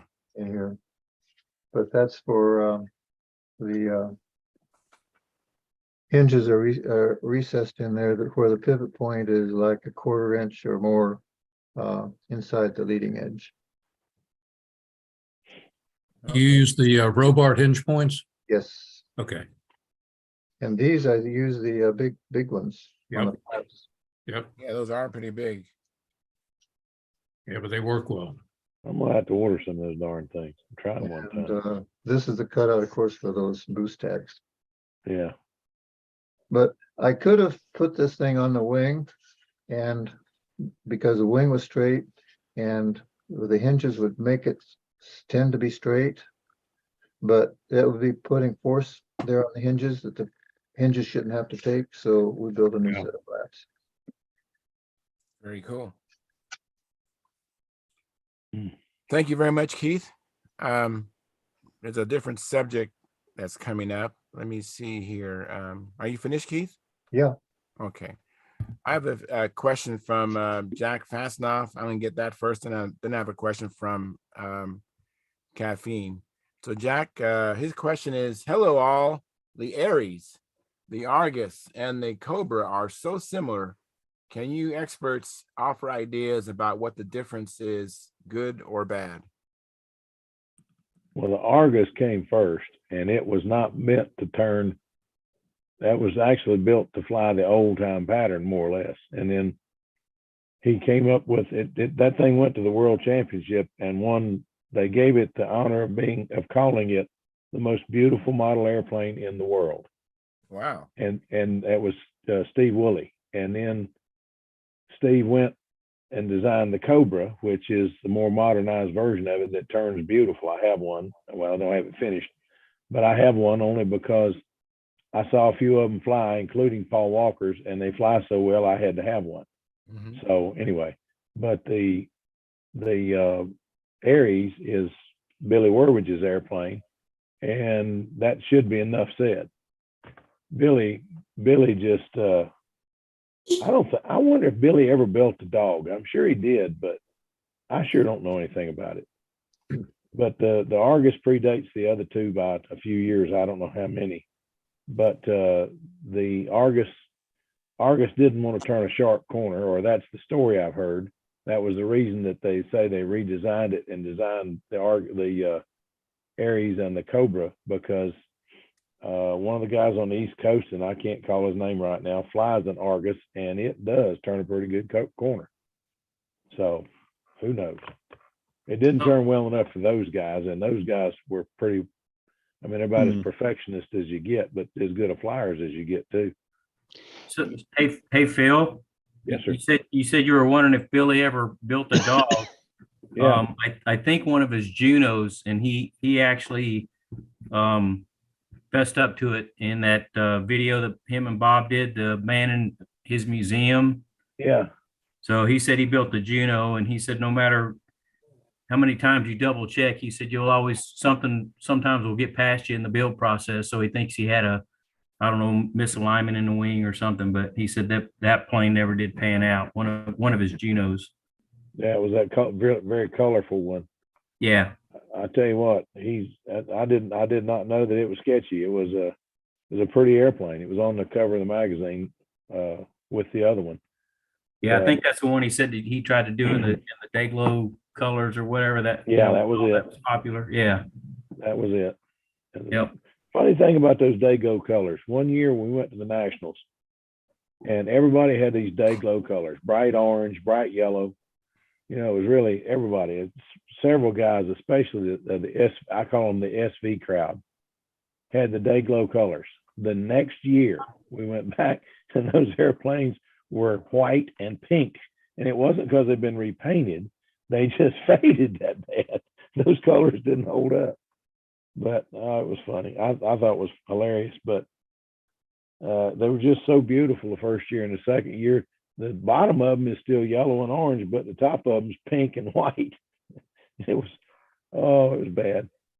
But I felt sorry for the guys because they'd done such beautiful jobs on it. Those airplanes were so beautiful a year before. And it just broke everybody's heart that paint didn't hold up. Nobody told us that paint didn't hold up. And I'd bought a couple pints of the paint to paint one of mine, and then I saw that and didn't ever use it. It's downstairs. Now you take the can and try to shake the can, and you hear this hard clump in there thumping back and forth. It's bad. Oof. I think I see a question from Dennis. Do you have a comment, Dennis, or a question about the Argus, the Aries and the Cobra? I'm not sure, Phil. I think that the Aries actually predated the Argus because I believe that Billy taught his buddy Steve Woolley how to build I-beams. And well, you're probably right. You were around back then. I wasn't. Well, I wasn't around quite that far back, but now the two airplanes, the Aries is actually about 25 square inches bigger than the Argus. The original Argus is a pretty small airplane. Yeah, and the construction methods are different. The Argus has a sharper leading edge that I think I think personally held it back. Although I saw Steve fly that Argus a lot of times, and there was no more artistic flyer ever. And a man could fly 3.5 feet all day long. And he did. I heard he was amazing. And now let's see. Of course, Billy and the Aries have been extremely successful for they were for a long time national champions and everything like that. Then the Cobra was the other one, and as you said, it was Steve's update of the Argus. It was at least 50 or 60 square inches bigger. He used the same kind of wing construction, and it still has the funny leading edge on it.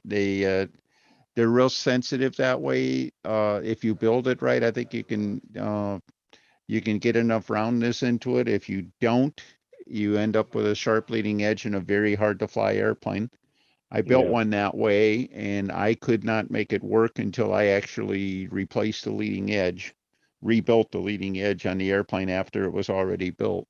And after I did that, the airplane would fly. But Yeah, I had several people tell me to do that to mine, blunt it. now, I did. and for another note for Jack, there's a couple other airplanes. You can find them in flying models plan service. The one that really predated all of them was called the Atom by Art Yep. Pawlowski.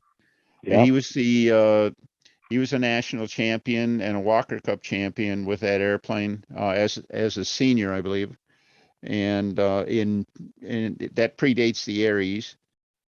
And then there was another one I've been working on with Jim Bornhold here called the Aeron. I call a whole bunch of them the A airplanes. You know, they were all, and it was another one that had a unlike all of the others, it was the only one of the bunch that had a bubble canopy on it.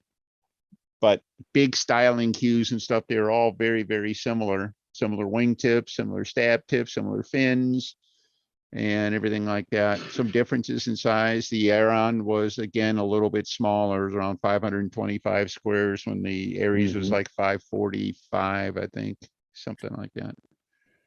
But yeah, they are similar but different.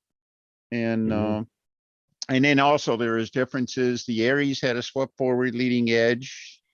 I don't think the others did. You mean trailing edge? Yeah, swept forward trailing edge. I'm sorry. I forget exactly which ones did and didn't. Cobra does not. Cobra Yeah. does not. I don't think the Argus had a swept trailing edge either. I can't remember it. I don't remember the Argus having a swept. Yeah, I got a forward trailing planner edge. on there someplace. Correct. I can't put my hands on it. The Argus Okay. is straight. No, Yeah. wait a minute, wait a minute. On the Argus, his original, Willie's original Argus was swept forward. The thing that was published in the magazine was a straight wing, straight trailing edge. Oh, okay. Thank you. And Keith. I think the Cobra, you say was straight. Cobra So, straight. Well, yeah. mine is. I don't know about all of them, think but mine the is. Atom was swept forward and Yeah, I the think Aeron Atom was straight. Yeah.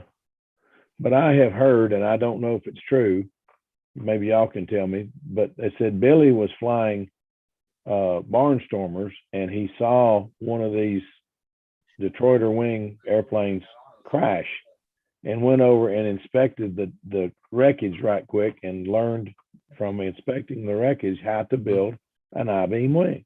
Yeah, I heard Billy say that story on one of the videos. I think that's where I heard it from, Billy at VSC.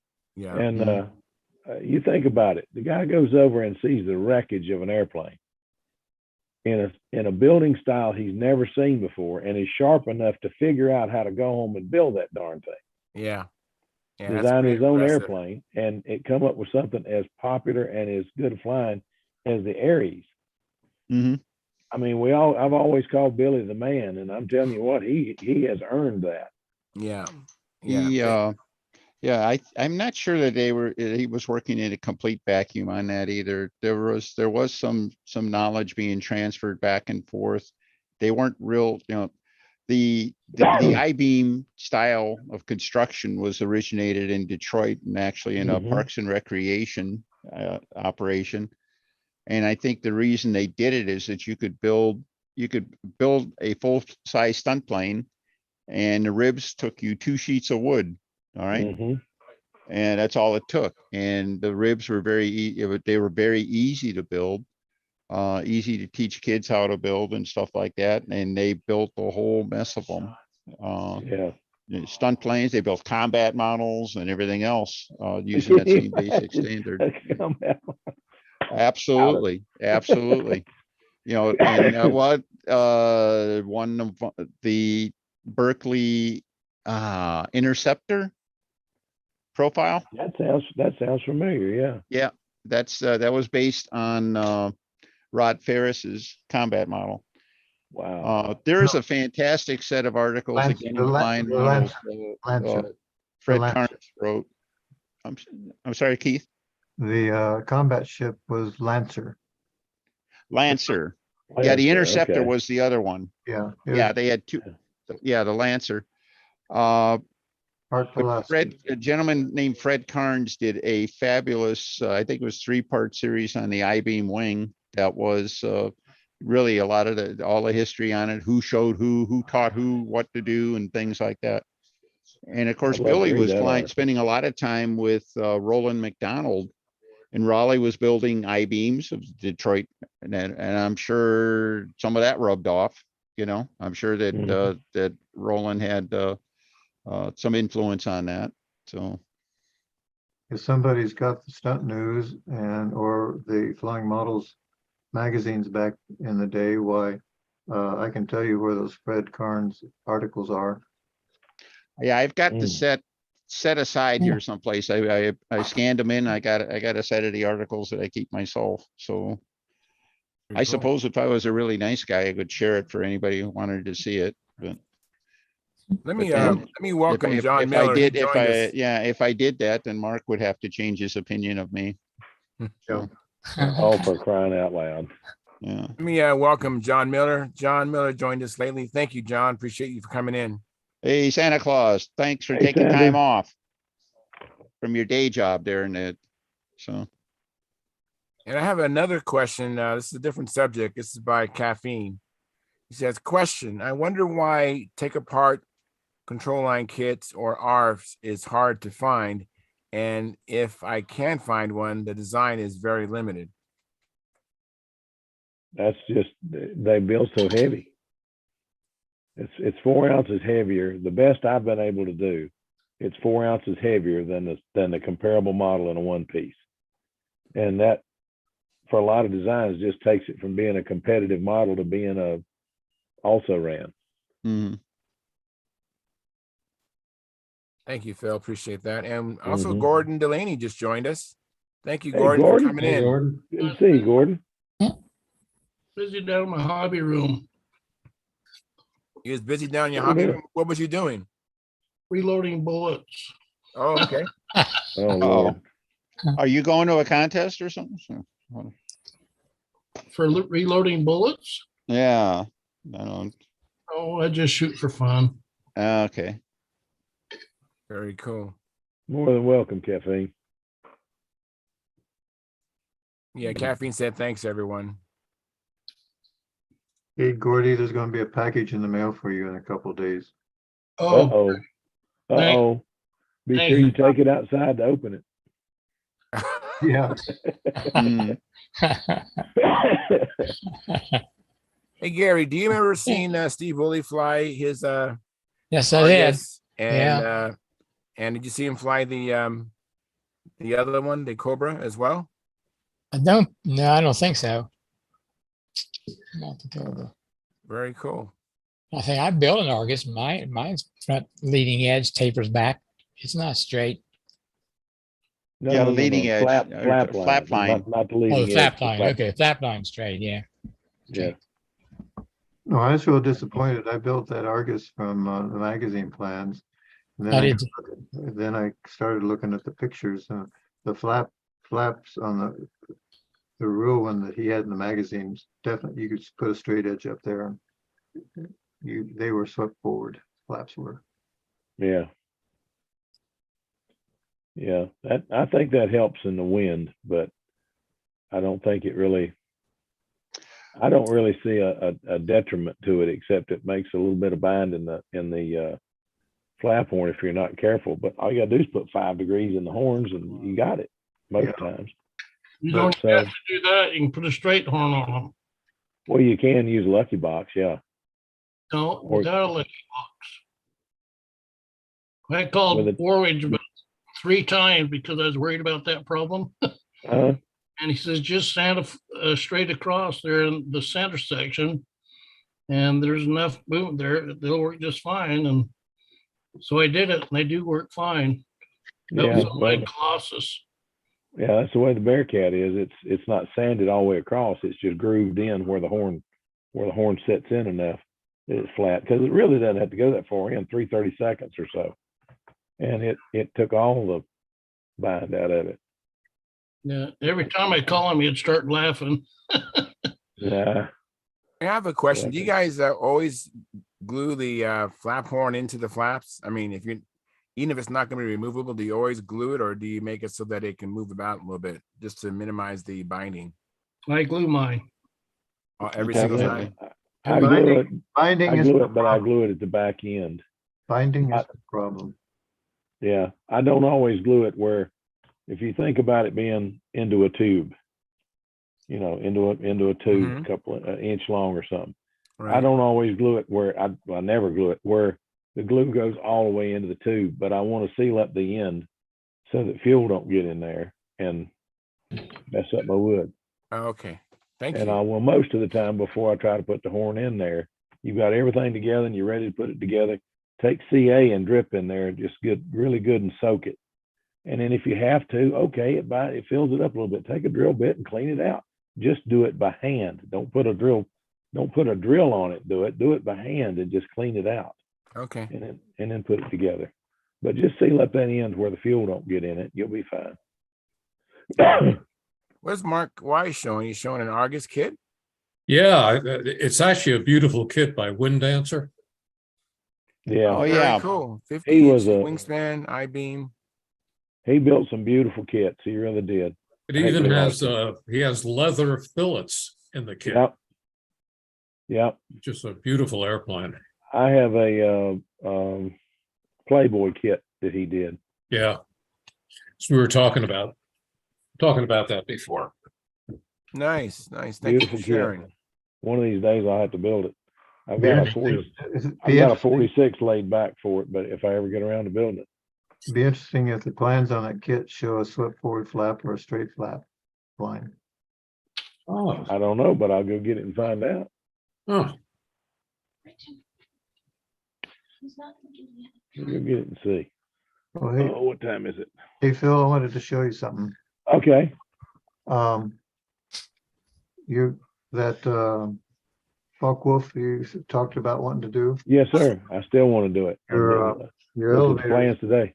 Yes, your sir. elevator is going to look something like this, Uh-huh. except it's a straight. There's constant cord elevator on that thing, so you're not going to have a taper. But this is build up 16th inch sheet over ribs with a heavy lead against to take care of where the focal or center of the pivot point is. Yes, And sir. this was a discard from the Martin Baker because the ribs in this thing aren't constant taper. And I didn't compensate for that, and I built in a twist, so this was a reject. Yeah. It's too bad because this one's 11 grams like that. Oh man. Oh man. That hurts. 11 grams. Really Good good grief. wood in there, and I had to not be able to use it. Yeah. Oh. That would really hurt. Oof. I ordered a bunch of wood here just a few weeks back. Got it in yesterday and I got it in Saturday, but I got to open it yesterday. And was looking through it and weighing it, and 60 pieces of wood, and there's about 10 of them that I'll use. Wow. On a stunner. The rest of them I don't know what I'll do with, but good gracious. I mean, I ordered select, and I could, if I were going to build a Louisville Slugger, I've got the wood for it. Wow. Now, It's pitiful. Jim, was it Jim Smith, who was in here before he passed away? Yeah. He referred me to Balsa Specialties. And if you Mhm. request a particular, I paid 300% markup for 5-pound wood, but I did receive all 5-pound wood. But it was marked up 300%. Wait a minute. Balsa Specialties? Yeah. Where are they out of? I don't know, but you should be able to find it if you just Google search Balsa Specialties. Okay. Like I said, it was really expensive because they have a price you see on the website. And then if you're really picky, like I said, I had to pay 300% markup. Wow. I'd rather pay 300% markup for something I can use than about 100% markup for select grade and get something I can't use. I mean, this stuff is pathetic. I'll end up using most of it. I'll either end up selling it to the local radio guys, or it'll be there when I die. I don't know, because I can't use it. Yeah. I won't use it. It's so dadgum hard. It's just ridiculous. It's 7 and 8 pound wood, most of it. Wow. And it's just too darn heavy. and it's supposed to be 3 to 5. I just, Hey, I got a email from a friend of mine who does a lot of business with K&S metals, Yeah. wire and tubing. Let you guys know that on Black Friday, everything they have is 40% off. Whoa. Oh my. Wow. Okay. So maybe a good time to stock up on their stuff. Yeah, that's a good idea. It's the 25th through the 28th. That's great. Okay. Is that just knstubing.com or something, Mark? I have what I guess is the owner, which is Teddy at ksmetals.com.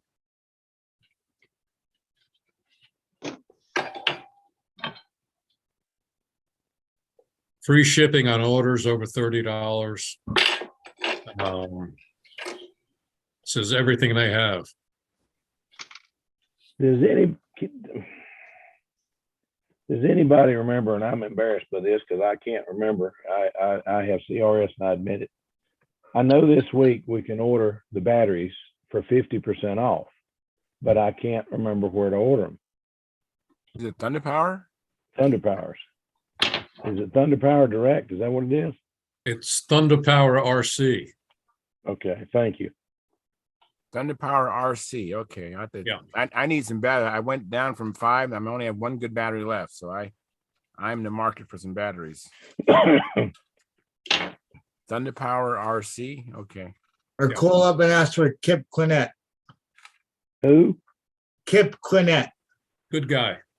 Yep. Where are they located? What I will state? call him tomorrow. California. Las Vegas. Las Vegas, that's right, Las Vegas. Las Vegas.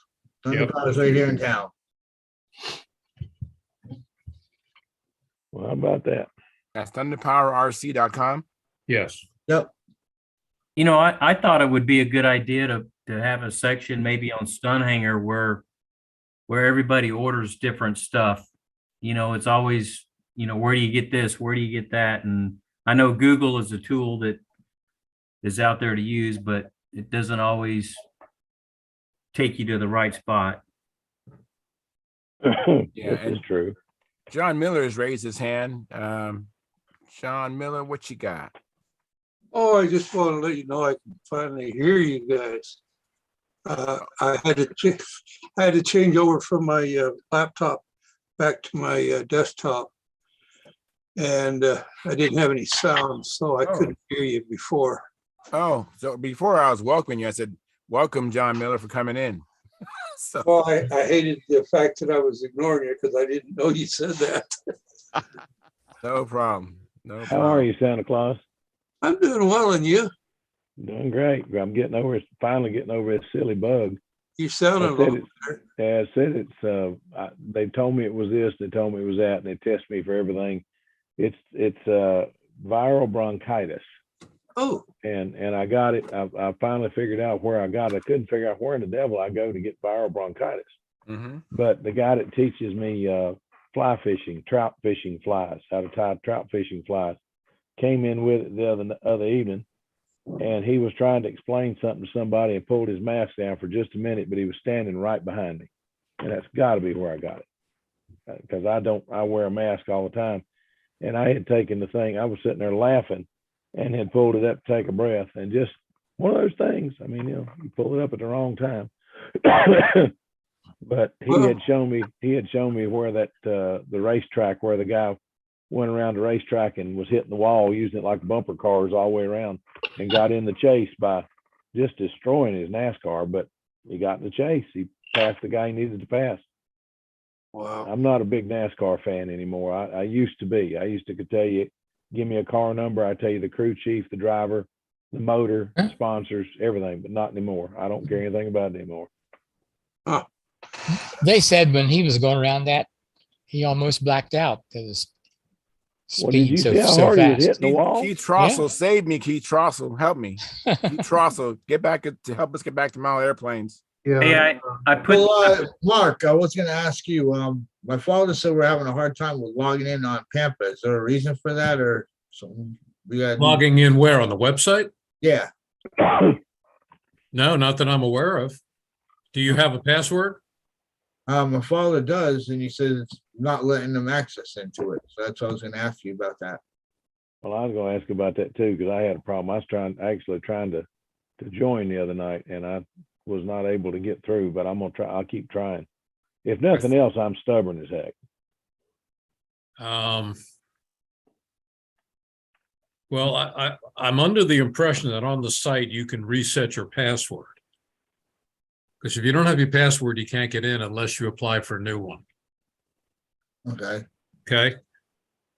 And obviously you'd have a password if you're not a member, then that's another thing. Yeah, well, I'm We're- trying to join. We're members. My father and I were members. It was just he was trying to get in on it. He had a hard time with it. It didn't accept it or whatever. I was just wondering if there was something with the website or something we weren't doing right, or Well, maybe a renewal fee or whatever. I'll tell you what you can do if you don't mind copying this. I'm very free with my email address. It's my AMA number. It's AMA 82824 at yahoo.com.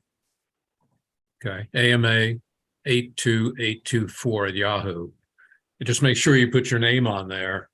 And just tell me what you need, and I'll get a hold of the guys who are doing it. I was contacting them today, matter of fact. Okay. And we'll get you straightened out. All right, great. I appreciate that. No problem. Thanks for telling me. Keith was trying to get in. Keith, what you Yeah. got, Keith? Just to confirm what Mark was saying about KNS or KS Metals, their website is ksmetals.com. Oh, So thanks. yeah, I put it up in the chat too. Mm-hmm. Yeah, just wrote it down. I'm on the Thunder Power RC website. It doesn't mention a sale of any No, it sort. doesn't. I just looked at it. It won't, but you call him up and then he'll give you the code. There's a thing on that says access or authorization code. Uh-huh. When you put that in there, then it'll give you the sale price. Oh, okay. But just call up the website and ask for Kip Quinnett. He'll give you the code and you can pop right in. Tip or a clip? Kip, KIP. KIP. Thank you. Quinnett. Tell them you're also a member with the Las Vegas Circle Burners and affiliated with us, and so he can help you out a little easier as well there. Okay. He's a real nice guy. I mean, I called him last year. I couldn't get through the whole Thanksgiving week. I could not get through to him. That phone was busy. I mean, every time I tried, and I got through to him Monday morning, I think it was. And he said, well, the sale was last week. I said, I know, but how in the world, just so I know next year, how in the blazes do I get through to y'all? Because your phone has been ringing all week long. He says, you're right. What do you need? And I told him what I wanted. I wanted two 4s, 2 5s, and 2 6s. He gave me the sale price. I paid for 3 batteries and got 6. Real nice guy. Yes, he is. Yep. What kind of batteries would I want? I mean, I'm not familiar with the Thunder Power RC. They have a Pro Light RX. The Pro Light. Pro Light, and you want the 2800s, and it don't matter 4, 5, or 6 cells, whatever you want to run. It's 2800s is that's what I run. Now, if you run a 4-cell in an SV11, you might want to talk to Dennis because you might need a bigger size or something. Yeah, do the Pro Lights go up into the, do they have a 3500? Let me see. Yeah, they did have a 34. That should do it. Yeah. So the problem I found with getting batteries is to find one that'll fit into the battery compartment. Oh, it's all a pain. It's all black magic, I think. But I know just enough about this to talk to somebody that knows how to make it work, or somebody's got one that's working, and copy them. Like Bob Hunt, every time I get near Bob Hunt says, oh God, he's going to talk my ears off. He's going to ask me too many questions, but he's bound to. Bobby has infinite patience. I'm telling you, the man deserves a medal. But I've asked him a bunch of questions over the years, and he's always answered me. And Steve is a wealth of knowledge too. I don't know if he's on here yet or not. Steve Hines can tell you a lot too. Paul, what batteries are you having trouble with? 'Cause most of the batteries are the same basic shape, size and shape now. Well, I can't buy those real expensive batteries, so I'm looking at, like rcbattery.com, and there's a couple other sites, but it's just I did find some hobby stars finally that would fit. I had a Nova that had a real small battery box, and I finally I needed something under 100, I think like 101 millimeters. Yeah, I think, well, the basic sizes are about 105 and by 35 by 38. They might be a little thicker if it's a high capacity or a little thinner if it's a lower capacity. They're all 35 millimeters wide. And they're all, some of them will give you the length of the cell itself. Some of them will give you the length and give you they'll show a little allowance for the wires hanging off the end too, which is a bit more honest when you come right down to it. Yeah. But that should get you in the ballpark at least. I don't know if you want to get a hold of me offline or something like that. Maybe I can give you some help on that too. Okay. And a specific one or something like that. Okay, yeah, I might do that.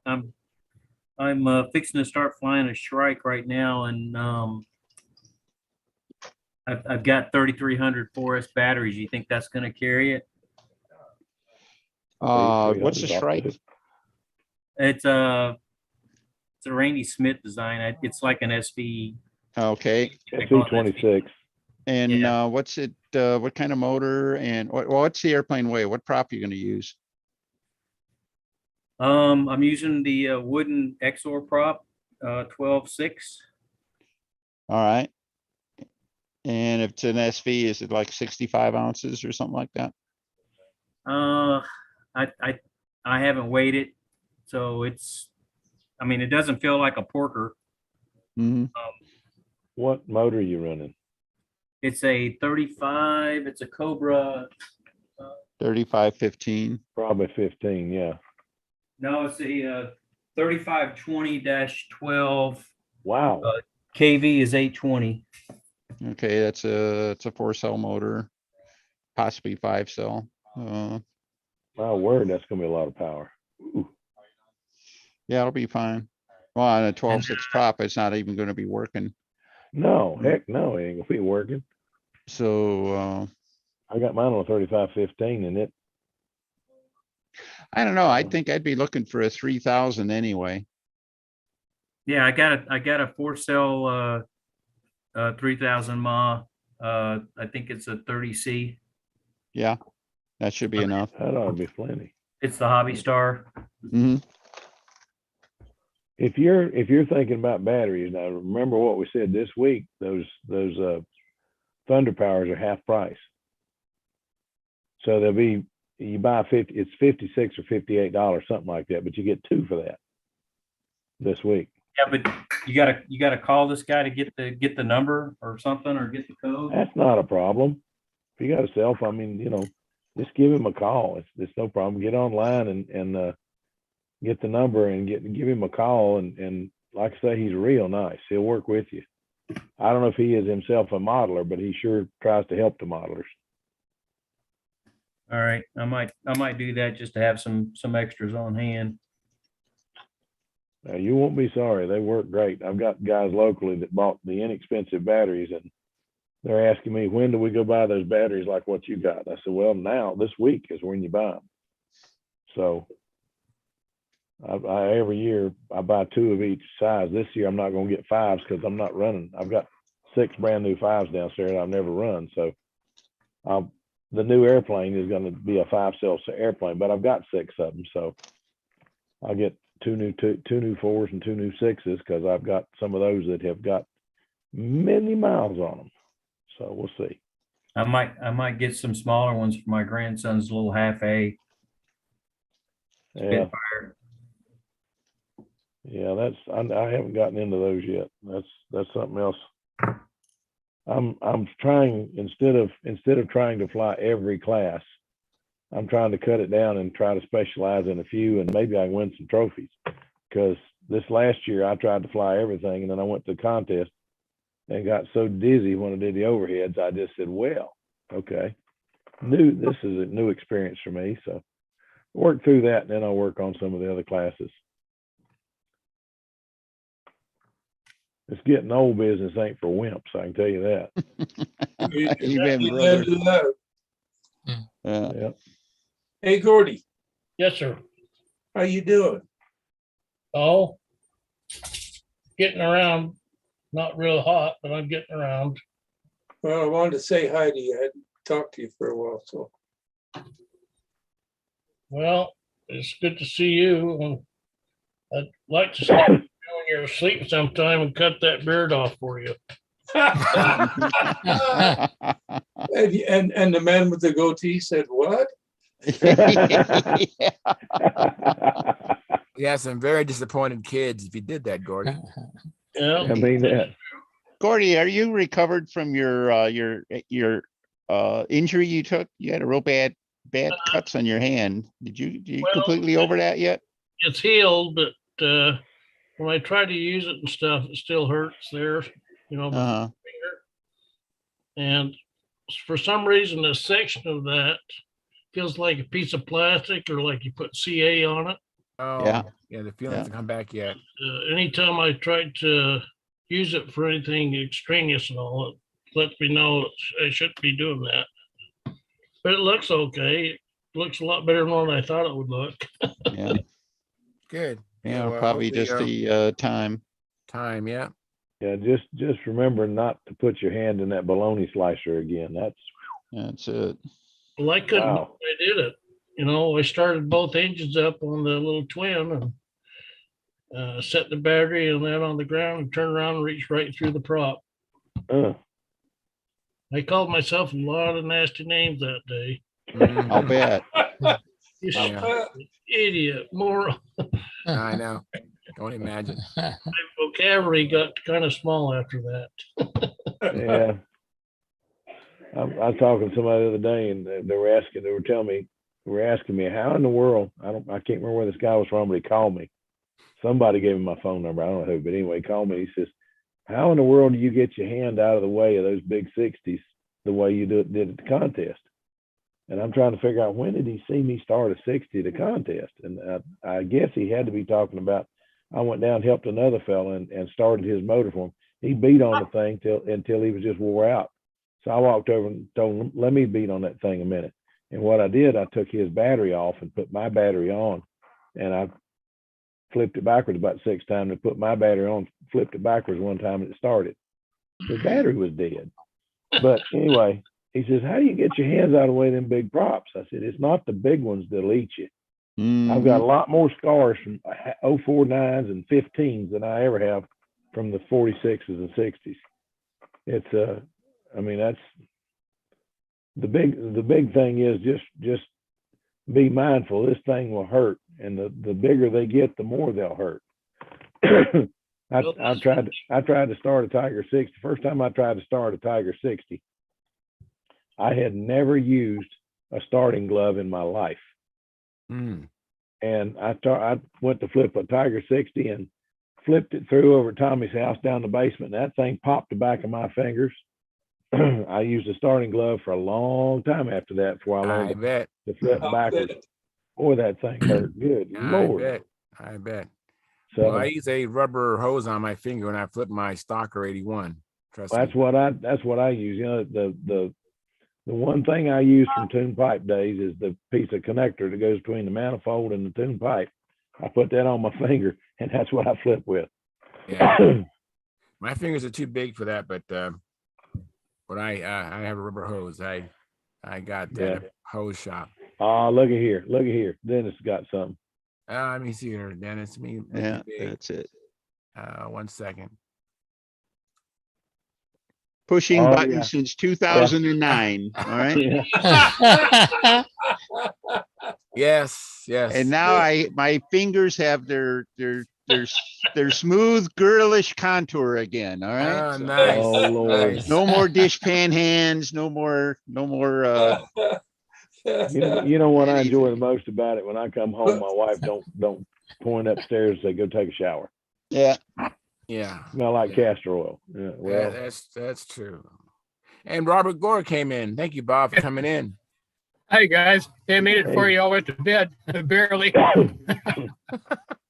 Well, Good to see I'm you. gonna acknowledge Walter Umlin. He gave us a like out there in the chat box. Thank you, Walter, for watching. And we're at the end of this live stream portion of the show. So I'm going to end the live stream, but some of us stick around and we continue on. And sometimes the after party is sometimes better than the live stream. So thank you very much. Do you have a question, Stephen, or? Yeah, actually, I wanted to ask, is he still on? Keith's still on? Yeah, he's still here. Yeah. You mentioned at my event when we were there about possibly becoming a regional event. What does it in detail take to do that or become a regional event? I think you can just call it a regional event. Or if you look at the AMA and they start talking about AA and AAA contests, you might want to look at that. Okay. On the AMA website? Yeah. It'll be something, AMA general rules. Okay. I was just curious because you mentioned that there, and I had a couple of tricks up my sleeve for next year's event as I'm working on getting that prepared already. If you can get an you apply for, and the AMA limits the number of AAA contests that can be held in a region, and that's why it becomes a regional thing, I think. So something to look at. And then you change the name. Okay. Yeah. Because I was thinking of changing the name of the contest already, and then as you mentioned it, doing that, I just didn't know what I had to go about for that. Thank you. I don't know, no, they don't have any specifications as far as I know about facilities or how much space you got or whatever. I think you just matter of you calling it such and such and having it listed as such. That's No. The event's becoming a very big event. It's been a very competitive event. That's why I was interested in that. Yeah. That's about all I know, I think. Okay. Thank you. What is Very that, cool. Keith, a Dubrow? Let's see. I'm out of here. All right, so we're about to end the live stream anyways, Thanks, but Stuart. thank you Take care, Stuart. for coming in and sharing with us. Appreciate that. Good luck with your fuselage. Yeah, thanks. And maybe when you get done, you can show us what you did and how you did it. Yeah. I Hey have guys, a- I just ahead. try to log into the website of Pampa, and I got Mhm. right in. Make sure you're writing in pampacl.org. All right. Well, Gerald Wilmer in the chat box, he's wished us all good night. And so thank you, Gerald, for watching. If you have been watching this show, please give us a like. We have a lot of likes. I'm kind of greedy, so more likes the better. And so please, if you haven't given us a like, please do that and consider joining the YouTube channel memberships. And we'll be back Friday. Hopefully have a chance to work on your shop or go flying and come back and tell us all about it Friday. So until then, good night, fair winds and tight lines. Happy Thanksgiving. Happy Thanksgiving. Happy Thanksgiving, happy everybody. Thanksgiving. Yeah. Very